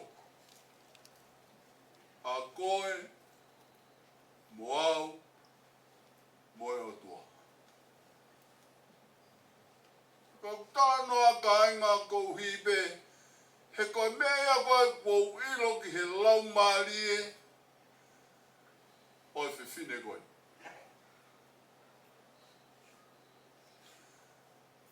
He nai hanga e ka isi hono ka kano o holoki a mai mahe. A mahe koe kei no fua e mātua siu o lau ki tau toru koe kau angahala. Te koe holoki koe a mahe koe a. Pea osi ai a e whi ite itani. Ka ne ngāhi a e wā koe tahapi. Ke hoko ai tangata pia mo whiwhine koe tangata whou.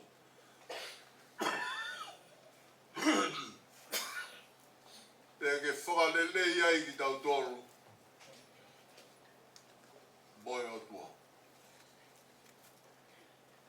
Koe kutala no ake ke tokanga ange ki he whukoloa. Nā rilo pehe moui a Caroline Finau Namoa. Kana ane hanga peo kumuni ai whukoloa ko ia. Koe uhi he kuone osi whakapapau i he ene tui. Ko hanga e karaisi o whakatawa tāinai. E tala noa si su he kosperi i he whiwhine ko ia na aratu ke si su pe whorowhanga si su whiwhine anua he kua vete koe me ho vai anga. Pena ku ilo koe whiwhineni na e whi ao pa moe taurua e whaingata he ne moui. I ka ingata pe si whaingata na e whiai si ono sino. Ka e toi hoko atu me ngāhi whaingata I he ngahi tūtū ni pe mo ngahi lao. Kana e kei komuni be. E Finau. Ai whaingata ako ia. Taina guawa e kongo ni kau whakau ki lea e puna ke. Tūkua whaingata ke ha. Oa e hoa ka lawe mai. E tuaibe ke moku pau. Aivi. Te whiungai. Tau maari e ia la. Te whiwhine. Pena aku hanga au whakakau e whiwhineni. He kau whiwhine. Loto toa. Kau whiwhine. Nai piki tai e nau tui I ho nau eiki. Ko e uhi. He kua hanga he taa o kalaisi. O whakapipiki e ne moui.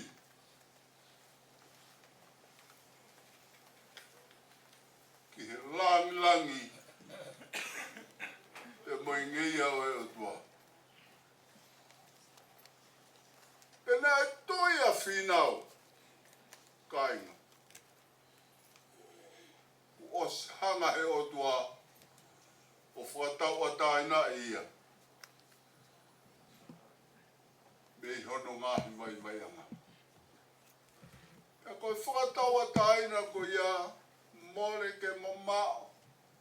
Hapehe e Finau. Ko ha mea nane lava. I kai.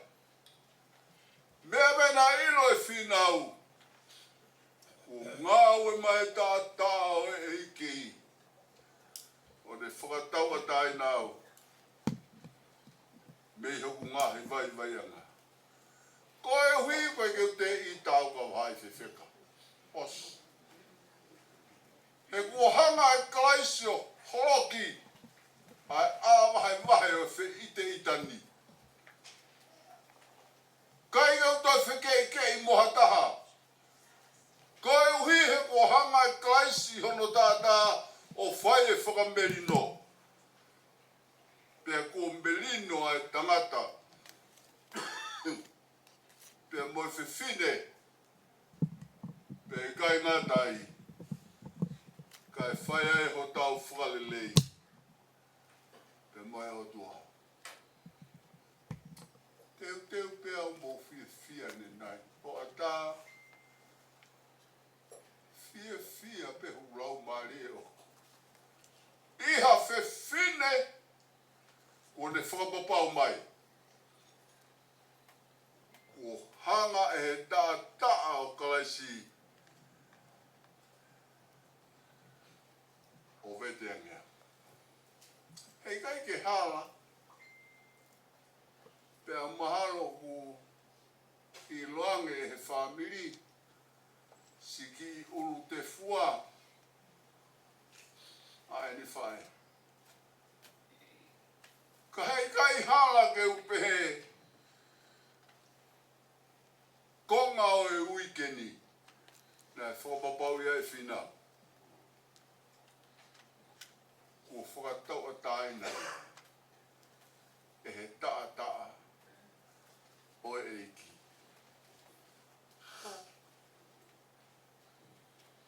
Pena whiria himi uloki. E sisu ko ta o mate makua maha. O kiki taki peke u whai ai whinangaro he tamai. He mea e te u kofu aki. Ka whakamāua mamani. Ko e toki kofu kua maa. O fufuruai. E maa e kua ngahala. E nā e ngoi e Finau kua tau e tātā. Koe ke hunga e nia koe hao hafu kau tau he loto. Oi kau nangani. Kai hange ha mea kua tau i ha konga tupenu. Kai ke te lawa ea whoma. Weekendi nai whaka papau e Finau. Kua tau ai tātā i hene mūwi. Pea lawe ai hono lau maari e. I he mūwi tānaka. Punake toa manake hiwa tuku ai. Ka ni mangea uono o furu mātoru. Koe hā ai mai koroa. Tātā pio sisi. Koe whē ai mai whanonga. O e ku mamahi he whaingata nai mo uahe o kisino.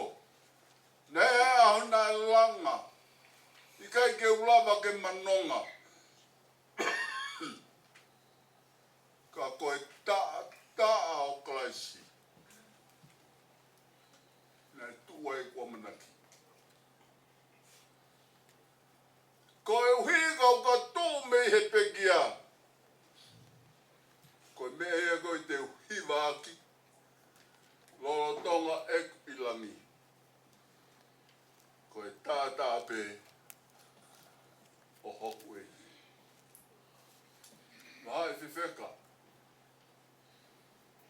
Kai o mahai whamiri. Ka hene whahu. Uru motua. Ka whai whikau. Ka pau te whamao mopo koe hae koroa kua tuku mai.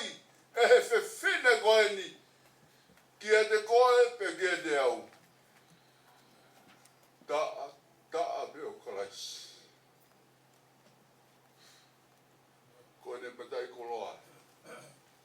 Kai kene tuku mai e hafu whala. Kai kene tuku mai e hatoi mea.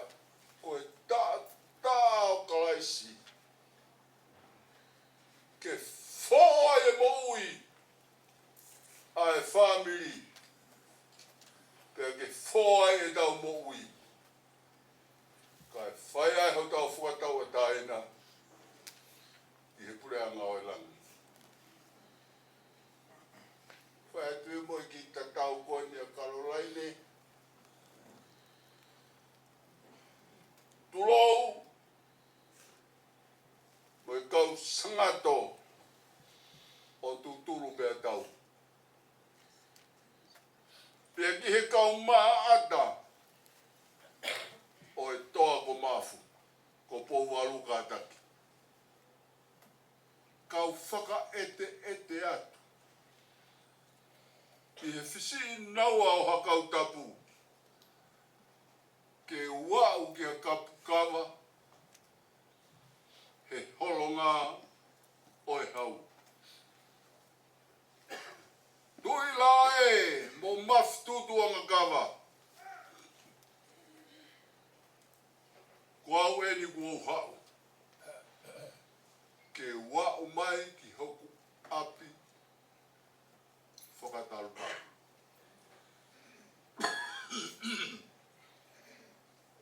Whakauho. Ka wafusi. O tu kolo. Mo wakalahi. Kua utuku e ku moui. Ki he cross. O hoku eiki. He ikai haku toe pole anga. Ka koene kelesi. Kua mapuno puna me he taloni. O itaniti. Koe mata vai mapuno puna hake. O iku ki he moui. Pea kuou os whakapapau. Ko langi hoku api. Ku ai tawanga ai pua ko whanonga tala noa. He kuo alaha ai lolo pāngo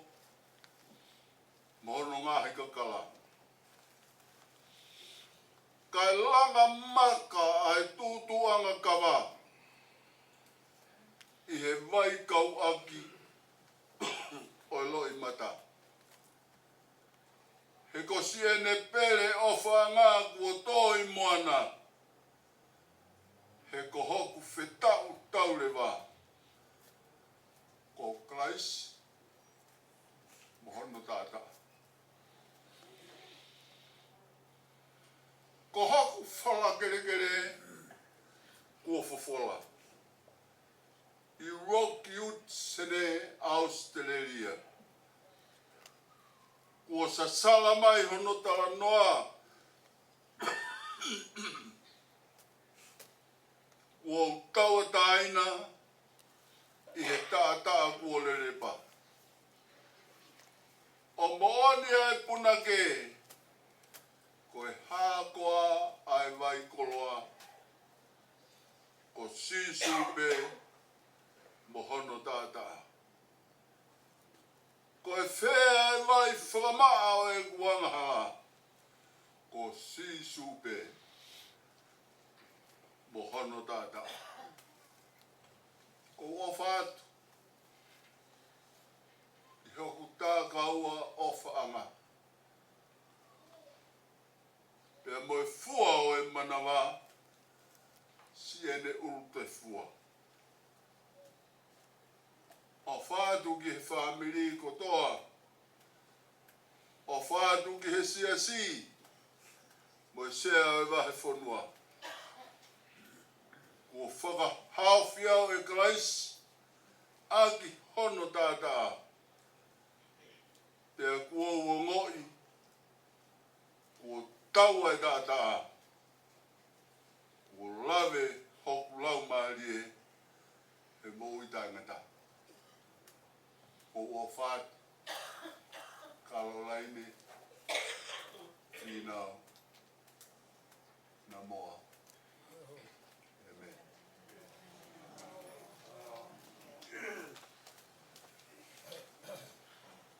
Ni mangea ba mo e ono fulu mātou hi mi.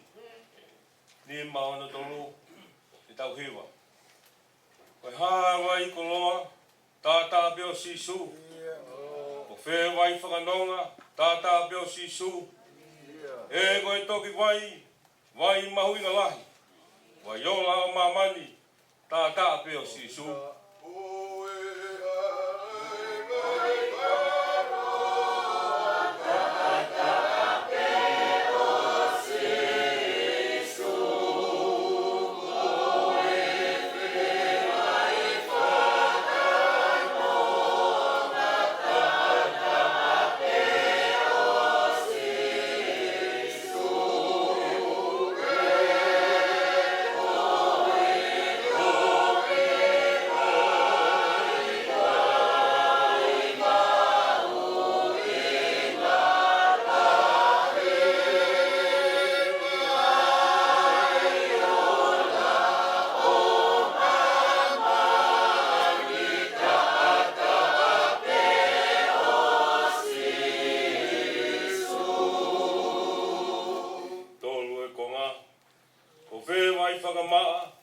Tātā peo sisu, e kungahi anga hala, tātā peo sisu.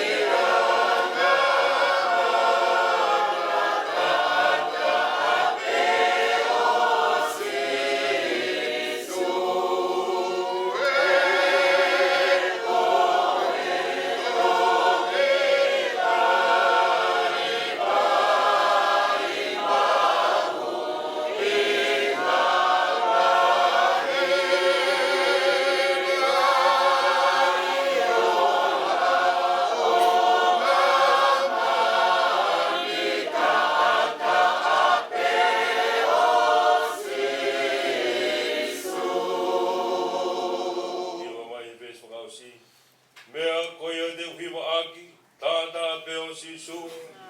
Lolo tonga te uilangi, tātā peo sisu. E koe toki vai mahu inga lahi. Vai ola o mamani, tata peo sisu. Ea koe a te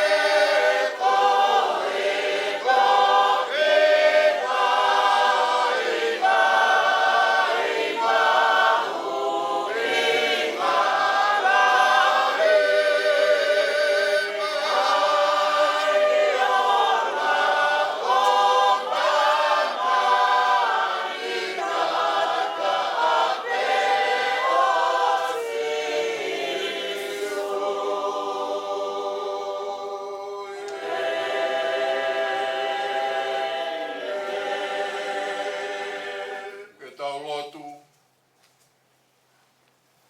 o toa mafi a ho a fio na e pehe o ofa ki he mama he na ke whihia ke mate a tahanga hanga tēnā ke tō he tau ke hawa e tangata. Whai mo fuange ho mate au i ha mau tōki mala. Aho a whio ko e kamataanga mo e ngatanga. Fola aho a whio koe e tui pik tai ki e te koe. Neongo kua pekia ka tene bouipe. Mau whaftai atu i e whainga maali e koe ni koe hui koe kaunanga aia kone whakataha i ki mau tolu e maunga kles ma kehe koe ni. Kalolaine Finau Namoa. Te kone whakataha i ki mau tolu e pōni. Au pui kai ko hane whakataha i ki mau tolu. Ke mau omi o tangi laulau. Pe mau mamahi. Pe au pui kai ko ne whakataha i ki mau tolu. Ke tufa hafu koloa. Pe omi ha mau panga. Ka koe ne whakataha i ki mau tolu. Ke ne lea whakaosmai. Ko hanga e he taa o e a Fiona. O whakaofia. Ke taloni taha. Te moe a Fiona. Mau hanga tuki ho a fio. Moe loto fofta. Ma lo e mau fefine. Koloa ia. He kuane omia e matai koloa. Nane mo ui aki. Ke ne whai nasi aki e mau mo ui i e pon. Ngā lutuku e o si Finau. Neongo kua ne pekia ka kune kei lea mai. Pe koe lea au whai mai pe mei he kaunangani. Ia wahai whewheka ka maa whamiri. Pe ki he kautangata ki whai whikau ka maa siasi. Pe ki he uru motua ka maa whahu. Pe ki he iloa ka maa haueiki.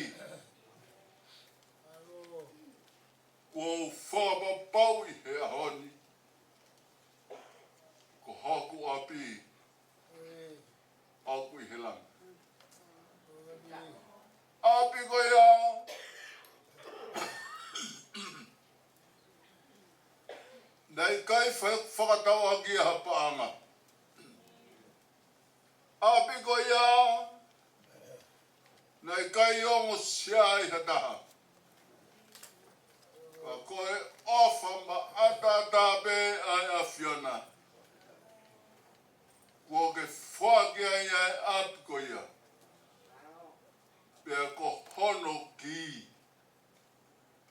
Ko e taa o sisu na e tawhia. Ma ai mawanga hala. Te more e ho mautau tea. Mau whaftai atu ki hea Fiona maro. Ai mau whiwhine lelei. Ke ne hanga o omi ke te mautaru.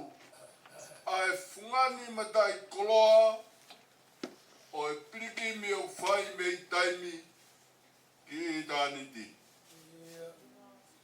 Ko e piriki mi ko ia. Ko hono pulu e kau piriki mi. Ko e taa o e a Fiona. O tua mau hanga ki hoa whio. Ho whia atu ki hoa whio. Ai ulu motua. Ma e whahu. Ho weiki. E pe whoki ki a waha e whiwheka. Mo e whamiri. Ke hoko ai koloa. Ko omi e he whewhineni. Ko e mau fungani matai koloa. Ke tawhe tauriki. Ai koloa ko ia. I he e mau moui. E mau I kua tuai. Ki he pure anga o hewani. Roa toa ki hoa whio. Wha whea e kau tākalangina. Hoko mai moa e kau tākalangina. O nau tari he wawa. Ai whoki o whaiatu he kaunanga. Ko ne whai teunga. I he tātā o e a Fiona. Ko ene whoki ki hono api nā ke palo meski ai. Te ke alo teu ha api.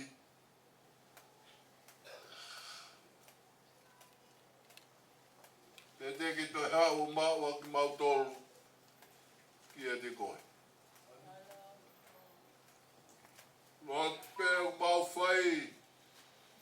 Mau whakambua hanonga.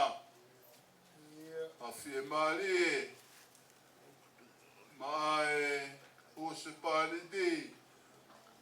Mai umai ki uru te fua. Pea moi family. Lea e apostolo ko nonga ai o tua. Ai o mamao he tatai o e ata mai ko tope. Ofa ke de marui ho maungahi loto. Mo e maungahi whakaukau I e kalai sisu. A roa toa ki hoa whio. Whai mai a moa hano tāpua ke a tangani. Pe tuku ke mau. Whia.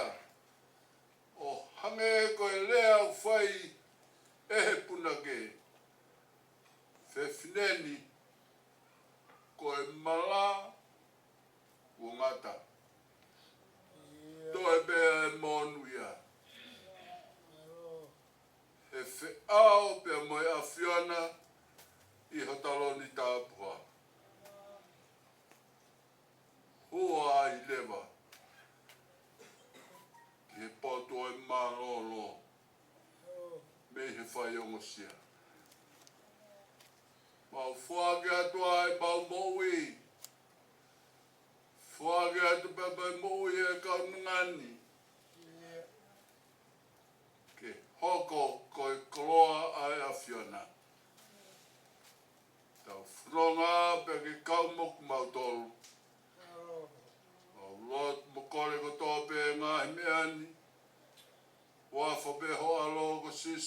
maisi. Ka ko mau wha mo ui. E beni.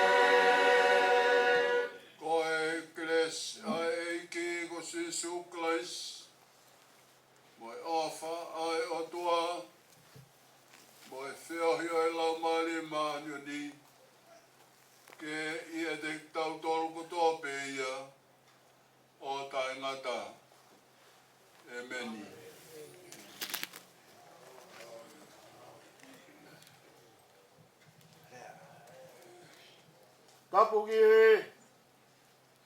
afio tolu taha yo toa yo tau lo tolu tonga ko vuni walu ko hau toka o tai mat wata pugi a ilo mai lao ki mami fafanua mo hawek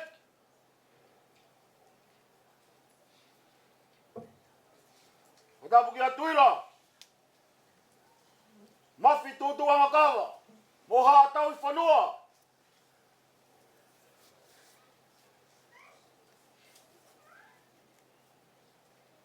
wata pugi e tau iki ama ha fa alunga tong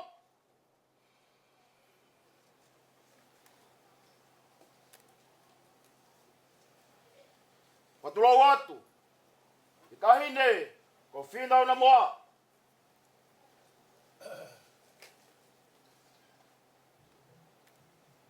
tetap dia fahu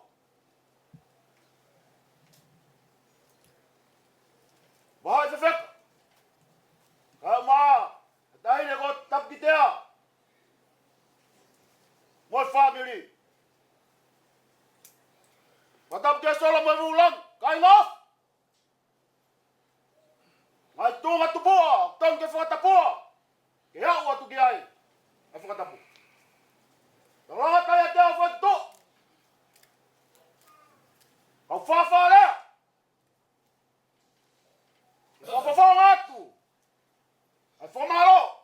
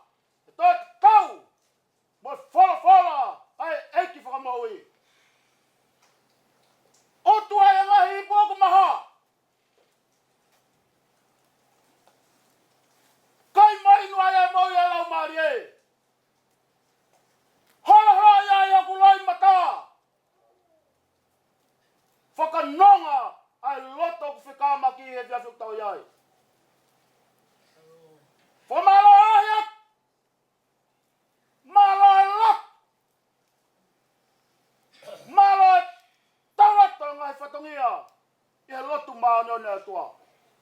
Malo mau koloa, marie, koloa mau inga.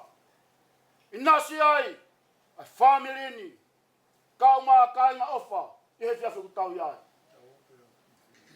Whamoromore atu, whaidona, iai ha, tō whatongia, tō ki toa, I whiawhi kutau iai, koe poto pēa ni mui. Whamoromore, hiri pē kukui whakahoha a, koe tawhaaki koe, o ki ai, I fo I papanaki ham.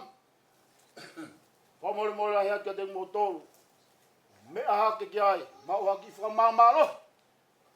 Pea, mo toki mea mai ke tau hoko atu ai whatongia. Rewa maranga, kai tua au whāt. More atu au whakalawala pe. Maro. Ai whatongia whakawhai whakau, ai siasi. Maro. Raki whakamaro pe. E tau I kuna he pōni. Aku kai to toka pe tau whanonga. Maro. Nga he whatongia. Ia uhu he nima. Koe whakamu e whai lot whakaos. Ai siasi. Nima. Nima ki he ono. Kai bia abu tolu. Ke whailoa ki me whamaa pōpo.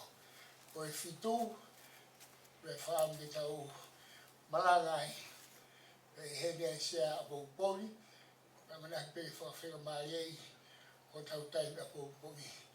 Koe e whaamu he taimi ni. Kai ai hawheri uri ua ki auhu. E kere reite. Maro bito.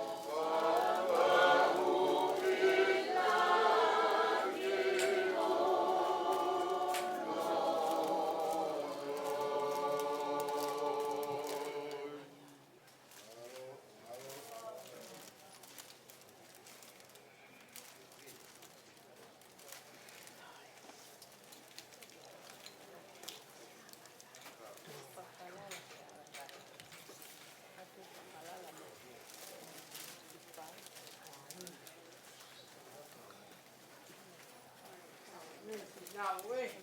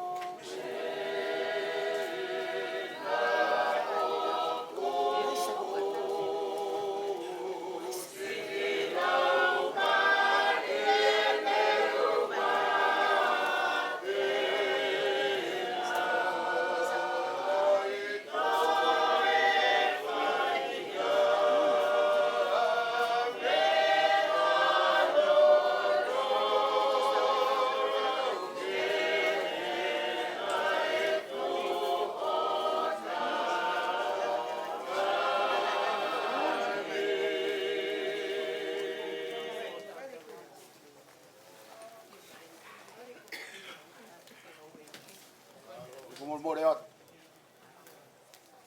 Tumai bo ki fai ngamari ai. Tumai mo reot tu ki ilo. Kama ki ma mo hoik. Kai nga ofa. Ko lepa mai a peito. Tumai mo reot ki feituna ki mo si mea ke whaawa e tawhako ia. Mo whakaonga ia e teu. Ke a lava ko ia pa mo toki mea mai ki hoko atu tau whatongi ia. Iwerewa marang.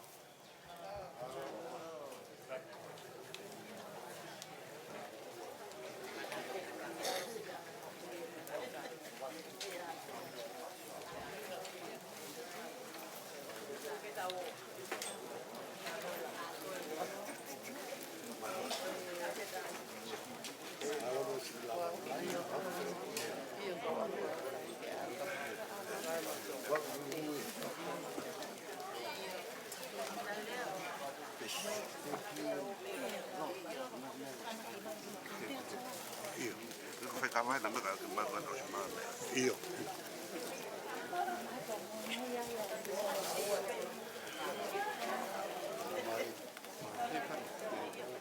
Allora mo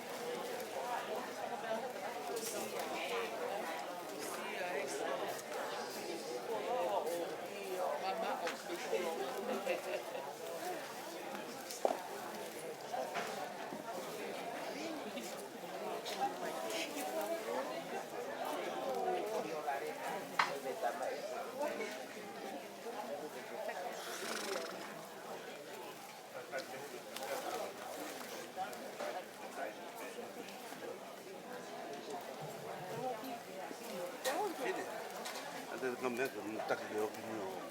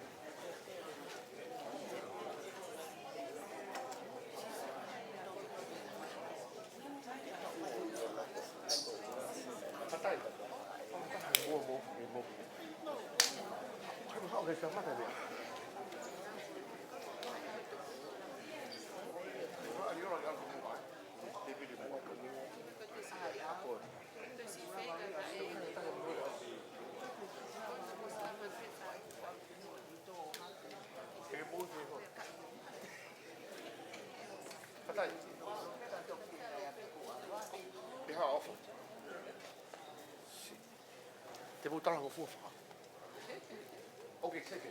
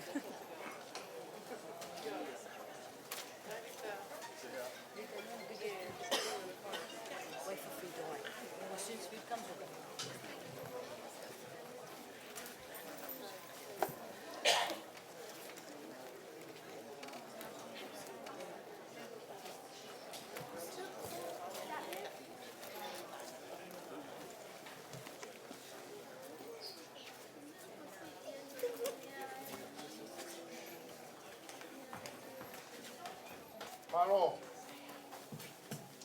O na lot. E o tua mafu. O mau whakita I ki o apio. I ngai whadongia ko mau I kuna. Koe mau kau ia pia moi apiona. Ma wau mai I he whakalamalama ho mau ngai whadongia. O ku mau kei lame. Ai fie kau mai ai apiona.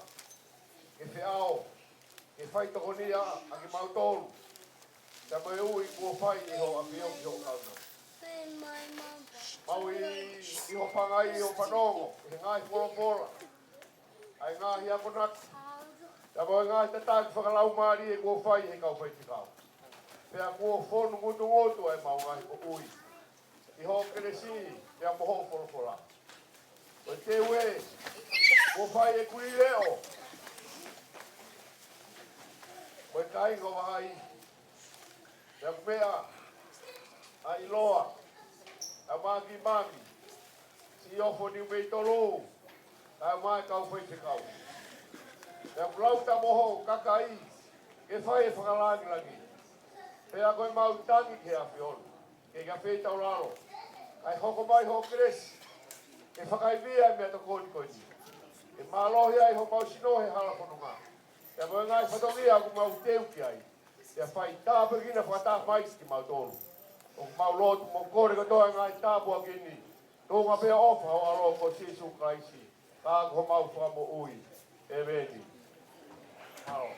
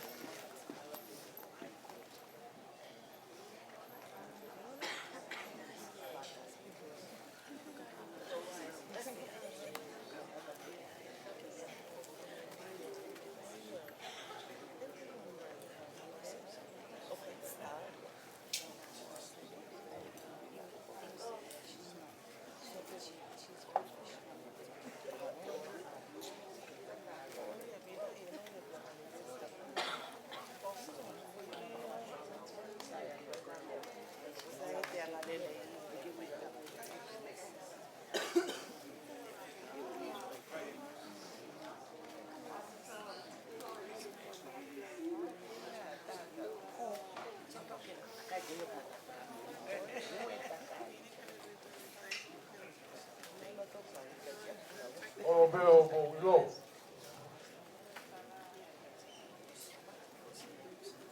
La ta mo ke ai atu hapa malo. Ata pukia ilo mo we. Ata pukia tudua kaba ka pa put.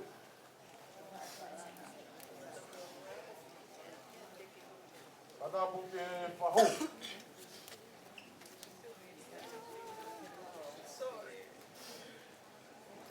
Ata puatu a taua ek. Kau pai pe kau na mo poesia. Ai ro e kia koi. Ata puatu ke na tai patele.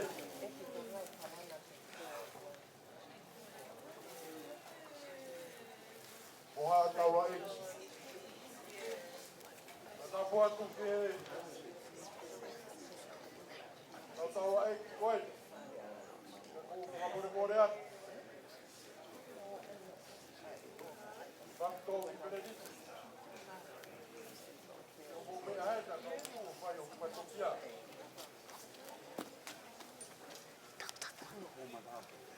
Ata puke he pekia. Ata pukia wa ki feka ka mai pa tau.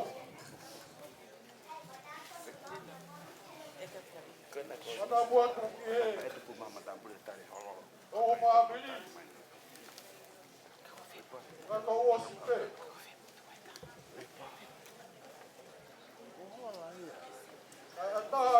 tau, o pai ki tua papa. Ka pai a ki rea whakamaro.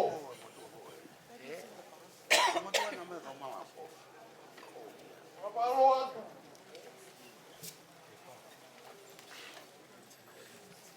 Ke si hoa i whakau. Ka rupe he. Aho kure ruru.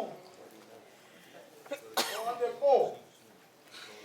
O au pai e tia poni.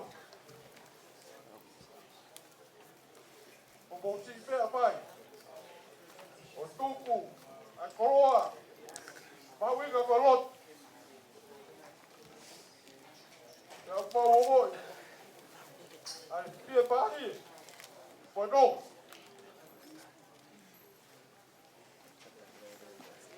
Nga ia ho ko hili. Kau tangotu pe. O sio ke ka uta e ka kai. Koe kai ka ofa. Te au pe hui pe kia te au. Koe ha hono uhiga.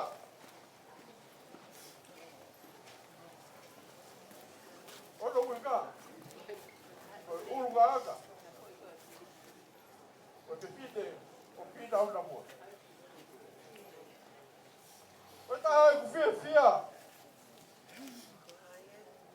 O kui ai e kau whawhikau. Paorunga. E sia sui ue siri ala tau a taina. O maai pewheka. O mapi toho ki Benedite. E mo maafu par. O kau mai whekau ia. O mapi. O ofatu. E te koto. Paparoat. Ke kai ngau mai wheka e poti. Kau mai kai ngā ofa katoa pe. Sia si.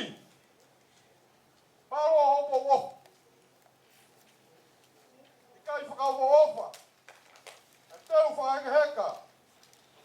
Koe pa e fita koe. O Finau Namoa. Tō e pēa mōkongina. Ono mai whatokia. Kai te umau harea au wheunga. Mo tau. Whakahoko atu aki, a tawa e ofa, ka te kotoro kātoa. O pehei, lewa e paraga, kau ka tau atu.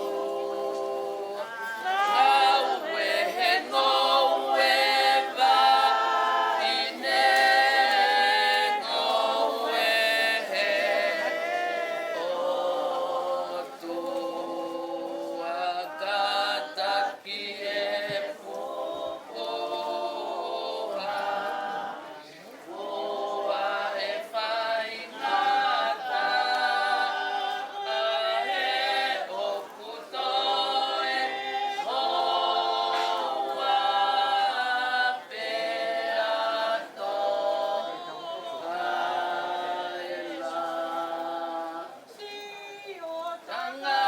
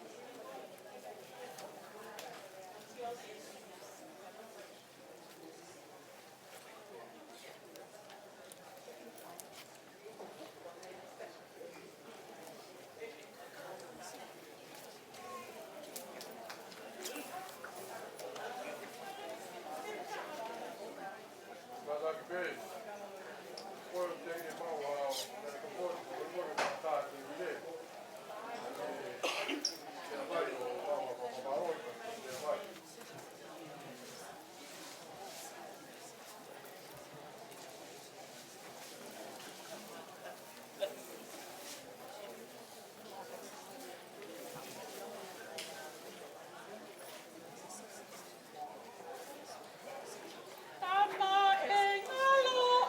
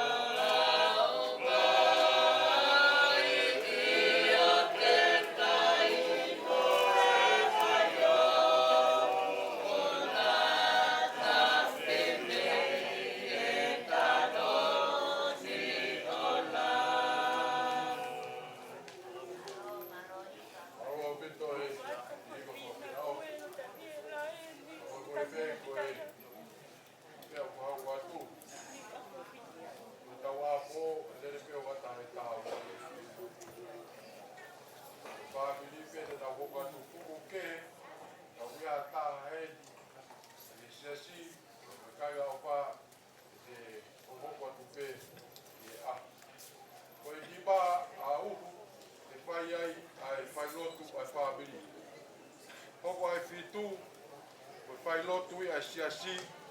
Pea toki tuk whai ka pāri ai. A māu mai a hoi whai whakau ke whai hono balangai e tau pia whai ki. O pia wha o si. O koe o te ke bau ha o pia tokoni. O ata pe horo ke pia vai o bau ha o pia tokoni. Maro o mi.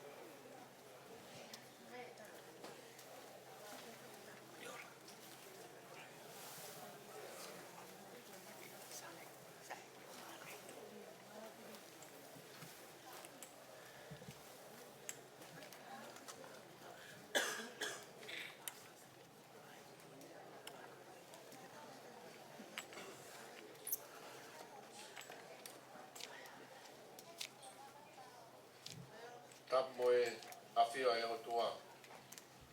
Whatapu hono tempare. Whatapu atu ki he pekia. Whine ko Caroline Finau ngata Namoa. Whatapu atu ki he whahu. Ako kore ki hufanga he ngai whatapu a whaki. Kai whai hatau whawiri. Ki whai aki tau whamāwai. Te moe wholau. Kua toka. I pōkoe ni. Koe taha e onga sāme o e weekend. Koe te au o whurumāwaru. O e ngai sāme. Koe taha e ngai sāme o e ngahi aruhake. Koe taranoa ki he ngahi aruhake e kumu mea e kotoa pe. Koe whetu kehe na e no whai ai kau hepelu e ka kai siu. Te neo e nau i he ngahi whetu kehe. Ka koe hoko ai ngahi aho o e lotu mamawha aha siu. Na nau tuu pe o whanonga ki Seusalema. O wei e hingoa a pala whukofuka. O kuui i ho maa loto whare. Koe huruni he kakaila. O uhinga hingoa. Ko whepea whetu o kuiaiha siu. O kuiaiha he pelu. Koe hoko e ngahi aha lotu mamawha. Pea nau tuu kotoa pe. O whanonga ki Seusalema. Ke nau o kaui o lotu koe. E wa sāme te au a walu koe taha e ngai sāme o weekend. O tānoa ai e vesi ulaki. O koe monu ia a ka koia fua pe. O apasia ke sihova. Pea foua hono ngahi alunga.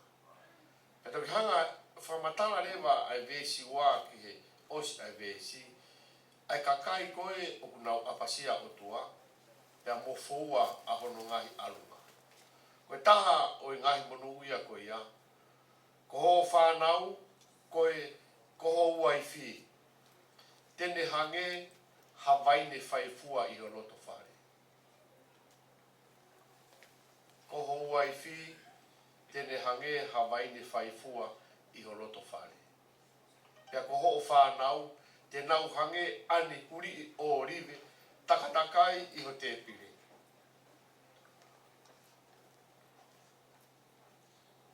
Nei mau whabiri a whitaiaki, pea mo Finau, i e tahiwa whitu nima pe koe whitu wha. Na mo iloi pia whitai, koe taha e kau fuhua fo ui. Whoromanu, ne ala whitai o hau i tonga. Pe ne alu ki Tahiti mo New Caledonia, mo fisi mo Haamoa, o whai e nei fuhu. Pe hau koe mari o ngon i he mau whae, he utapu, koe tara koe ka mautoru, ne ke kia api holonga mo malapo, e ata ke mau o huai. He koe api ia, o hono me i tanga. Pene whakaango pia vai ata, hatalatu ko hamoho puna. O mere iwo. Pe koe taha he mātua. Kai talatu ko Finau, koe ofi fine. O lustania pe mo la whaere. Na ilo i pe mau whae a mo mātua koe. Na mau nofo pe api. Koe tamasi taki tamai ka whetai.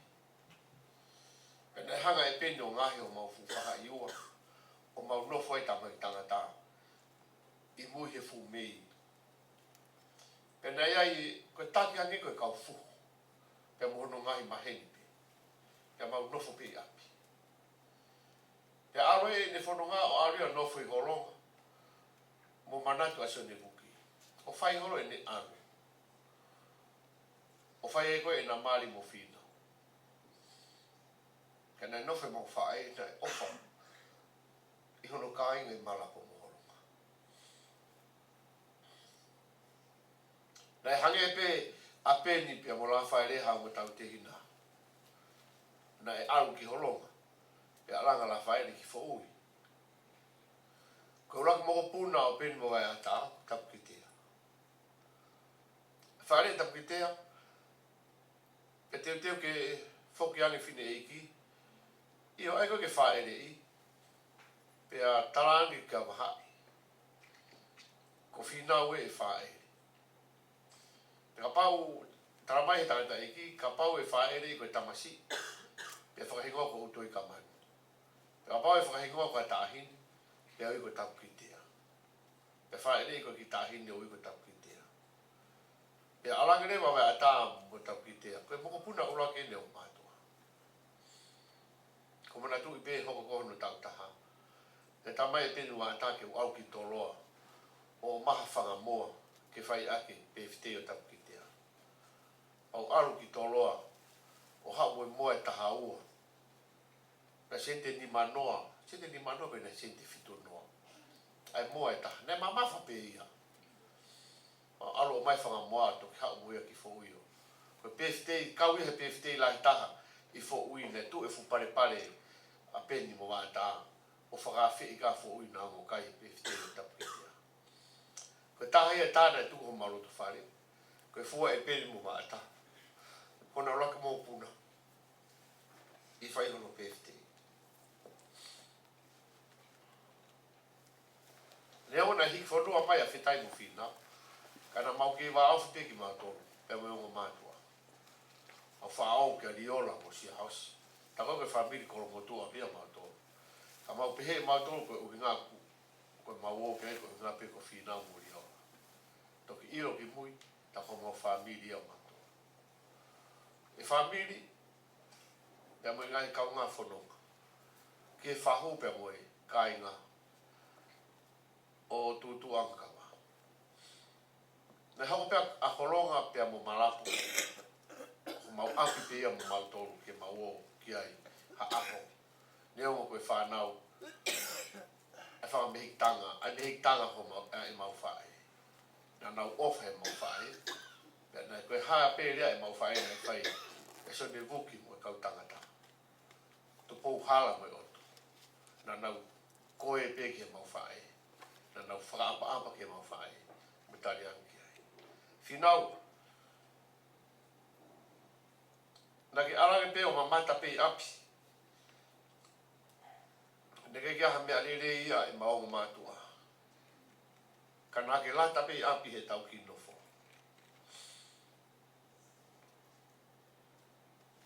Mahalo pene aha taimna ke ongo iai ku ke fie foki api. Kana kai peke ongo mai hare o pehe ia mea te koe. Na e fie ofo fane e tau nofo. Na ke ofa ia ki mautoru. He na mau ke iki. Na e hoko hoki vahe i ho whailau toi. Koe tokoni ke ki whamiri. He ko ki whamiri masiva na mautupu hake ai. Nē kai te ke toi lau koe ki mautoro ko hake. Nā ki lau pē ki mautoro. Hange pē hau whangatua ngāne mo hau whangatehina aho mau whangatua whawhine. O mau ofa atu ka te koe, ka mui wholau o te hu. O mau ofeina ai whawhaunga o maha e whiwhika. Ka musi tapu ki te a. Taratu ma ofa ki tua ngāru. He koe wholau kei ke toi ha. Koe tālai a tau whanua. Peha ke mai. Ko hasiu pe ki tua tonga. Ke alpa ke toi whoki mai. Ka ko ke tari ui ki i tāniti. Ka whamoi moi a tau e a mau ofa. Ke wholau te hu. Nimbangi au, ono ko fulu maa ono hini. Sisu he fotu he toko mano, masandi hake he mea furipe. O ko tōmu ho a whei tau na rongo. Si ofa anga, hokulau mari.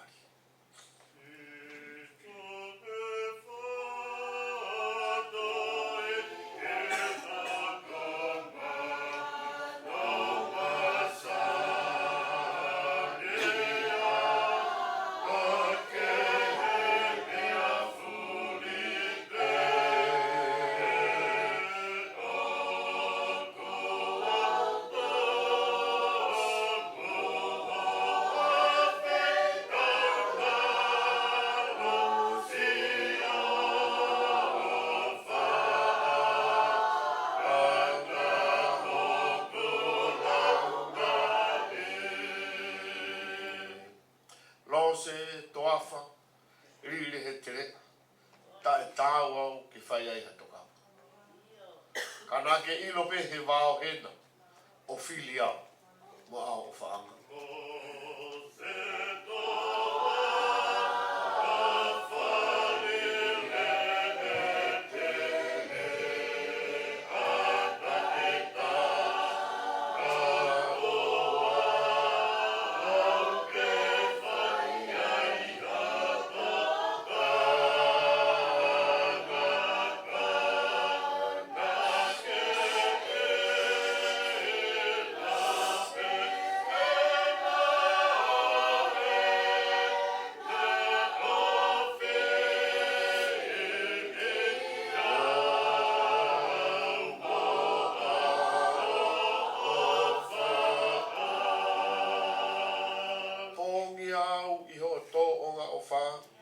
O whakahu ki si o whare hau. Teo agi pe he kofu mo e koloa, honi ma o ku wha o fu au.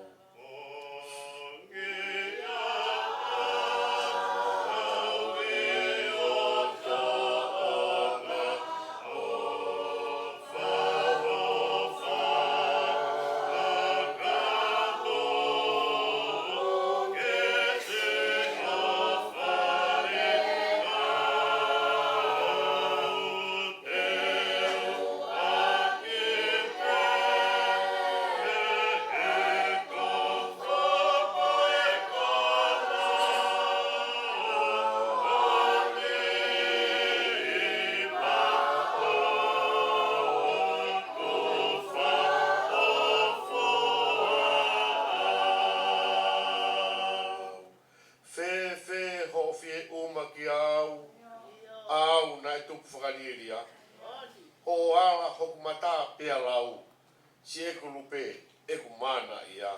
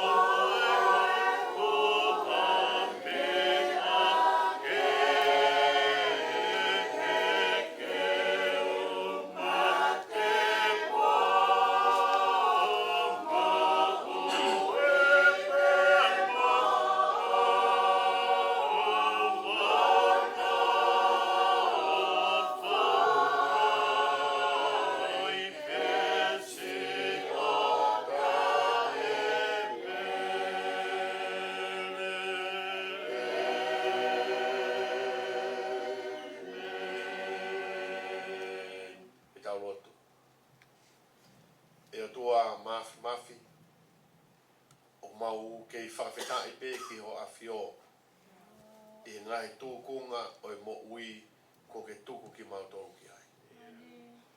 Pa tāla ia ai whorofora o ku tū ngā hoa ai mea kotoa pē. Koe aho ke whanaui, koe aho ke pekia, koe aho ke tō, koe aho ke taaki, koe aho ke whiewhia, koe aho ke mamahi. Koe aho ke kata, moe aho ke tangi. Nā ke whakatupu ki mautoro, me i he fu, koe mea auhape. Tea koe tāla ia ngai whai, kua paupe ke mau whoki ki ai. Ka, ko I misi o a fiona I tangata o ki kai ko me ai au e foki atu ia ke a fiona ko ni ai feo anga fra osi o e tua poni o mau kau frataha pe mo e fahu mo e witou e heke tapitea mo e whakamangapuna ke a riola pe mo e whanau mo e whamiri mo e urumotua ai umaasi kai ngalotu mo e ngahi kupu whikauaki ke mau kei kau frataha I hanga atu ke a fiona ke mau whakamaro ia pe ai hua whasihoa ko e tala ia na e whai e si o pe te tau tari pe kua ai lelei kai ke tau tari mo e kovi si hova na ane whaki ko e pe kone toi to atu tau whakawhetai pe ke hua whasihoa o kui kai ha mau mea ke whai atu aki ai mau fotu aki e koe kau masiva ke mauto o mau fotu atu ke a fiona mo mau loto o ku o atu kotoa ke a fiona ke ka whei tau laro ka ke hoi fua ke te mauto pea ngau hiange e mau mo ui ke mau hoko o tatau pea mo whina ngaro eki amna ke mau foki ko whaka osi e ni o e mau whio ko e apongpongi ko e taranoa ke hea e whai a hono tuku tuku ko e taranoa a ho sevaniti me he whorofora ke whakaheke heka aki ai wholau a ho kaunanga mau lotu maho sevaniti mo e teu ko whai me ho whorofora ke whai a ke whakakoroa e wheu I anga mamai ke le hanga o to'o me ho mau loto ai mau puputu u ai mau wiri fia ai ngahi kino haa o e mo ui o kune hanga o whakale vei ki mautoro pia hoko ai whainga taa ki a te ki mautoro ko tala ia nā ki whai o nā tu ke puputu ho maulo tō tui piki tai ke o tua tui piki tai whoki a te au I he ape o tamai a kulai e ngai api teu alu teu api whakawhetai eiki o mao e Finau hono api I he mua ho mau eiki o teu hono teu ngā, taranoa ke e puna ke, koe kofu hine hina, koe ngāwe o whai koe hiva, koe whakawhetai, koe whakalangi o tua, tau mai a e lama ke taranoa mai, ka au mau nofu pe, moe mau tui moe whalala, koe whotunga pe ia, koe alofi tāpoha. Pea pehea e mau lotu moe whakatau wange o e mau mokui, ko ho kaunanga, ko lava e ne tau lere, ko ne lava I e whakapue pue, ko ne tauhia e ne tui totonu, ko ne tauhi mai, ahono otua koia pe, ahono eki mo hono whakamoi. O ku kei nofo pe e mau tui mo e mau whalala, he ku kei sātai pe a sātai te kiriua. A whei tauraro ai a Fiona, ko mau ikuna ai whenga anga, a lahi o e whea koini. Pea ku amanaki, ke mau foki, ka mau teu ki a pongpongi. Mo e whakamāpai o teu I ho se whaniti. Ai whai e whakahaere atu, ke ono whanua kere kere. Ko ho mau tala pe ia mo e whanonga ku mau whai. Ka e whakawhetaki, ko e otua, ko sātai, ko e otua lahi. O kuke mawhia e mea ko tope. To kōri mai eiki, ke whahu, ke urumotua, ke wahai whiwheka. Whakatoku mau a ene tui.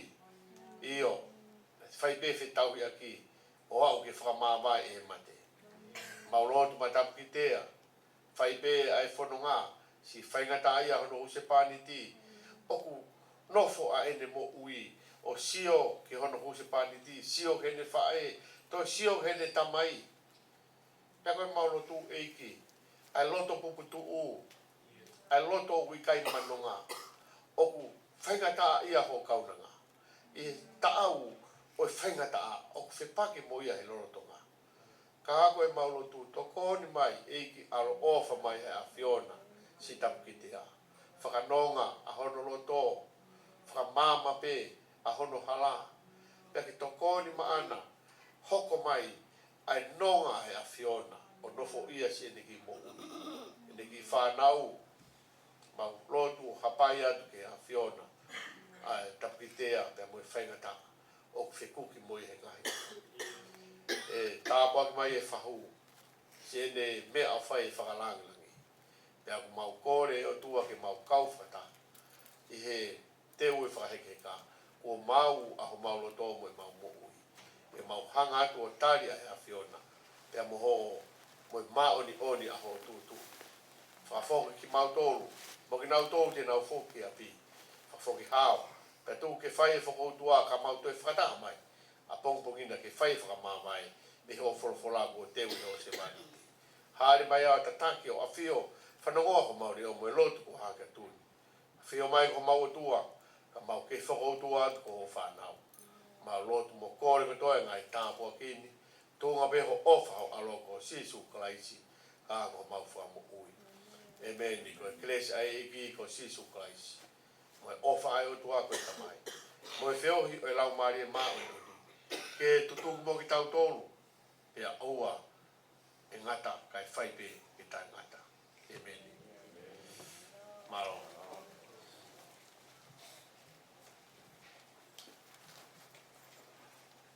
Tapu pelo e. Pare tapu e o tua. E tu pe mua ke whakalawalawa atu si o whatokia. E whai a whakabalo. Whatapu ki a iloa po ue. Tutua kawa. Ka ba e whare hapa tapu re. Ka tapu ke whahou. Ka tapu ke mea whaeki ukune ke i e. Taile ko Finau Namoa. Ka tapu at ke ui tau. Ka waha tapu ki tea. Ka tapu atu ke he hoko whapiri. Hoko ke lep. Ka waha si kangalot. O e hen. E tau whawhea o. E kaunanga koe di ki au. Ko tau whini na mō. E kai te uhaga o whakaapi koe. Ko e whai whikau. Paro e loa. E oku. Te toho tau ngā hilo i mata. I e pāwai, ko e kaunanga. Urunganga lelei. Off. E weanga i e tau whonunga. Paro, whai whikau e loa. Te o hake ku tau. Toi toko sipe. Kau tau tui. Ko lotu ku oke fuesia. Tau hoi be u hendi be o tua. O tau tolu. Whai inga, whatongia ke whalawalawa atu ki a popo. O te ua kia i ai whakaheka e kaunanga koe a popongini. O whalai atu ke wheturi. Ko ia bea ki rea whamalo. O whai atu pe upo tua. E po koe lewa balanga kauna tau atu.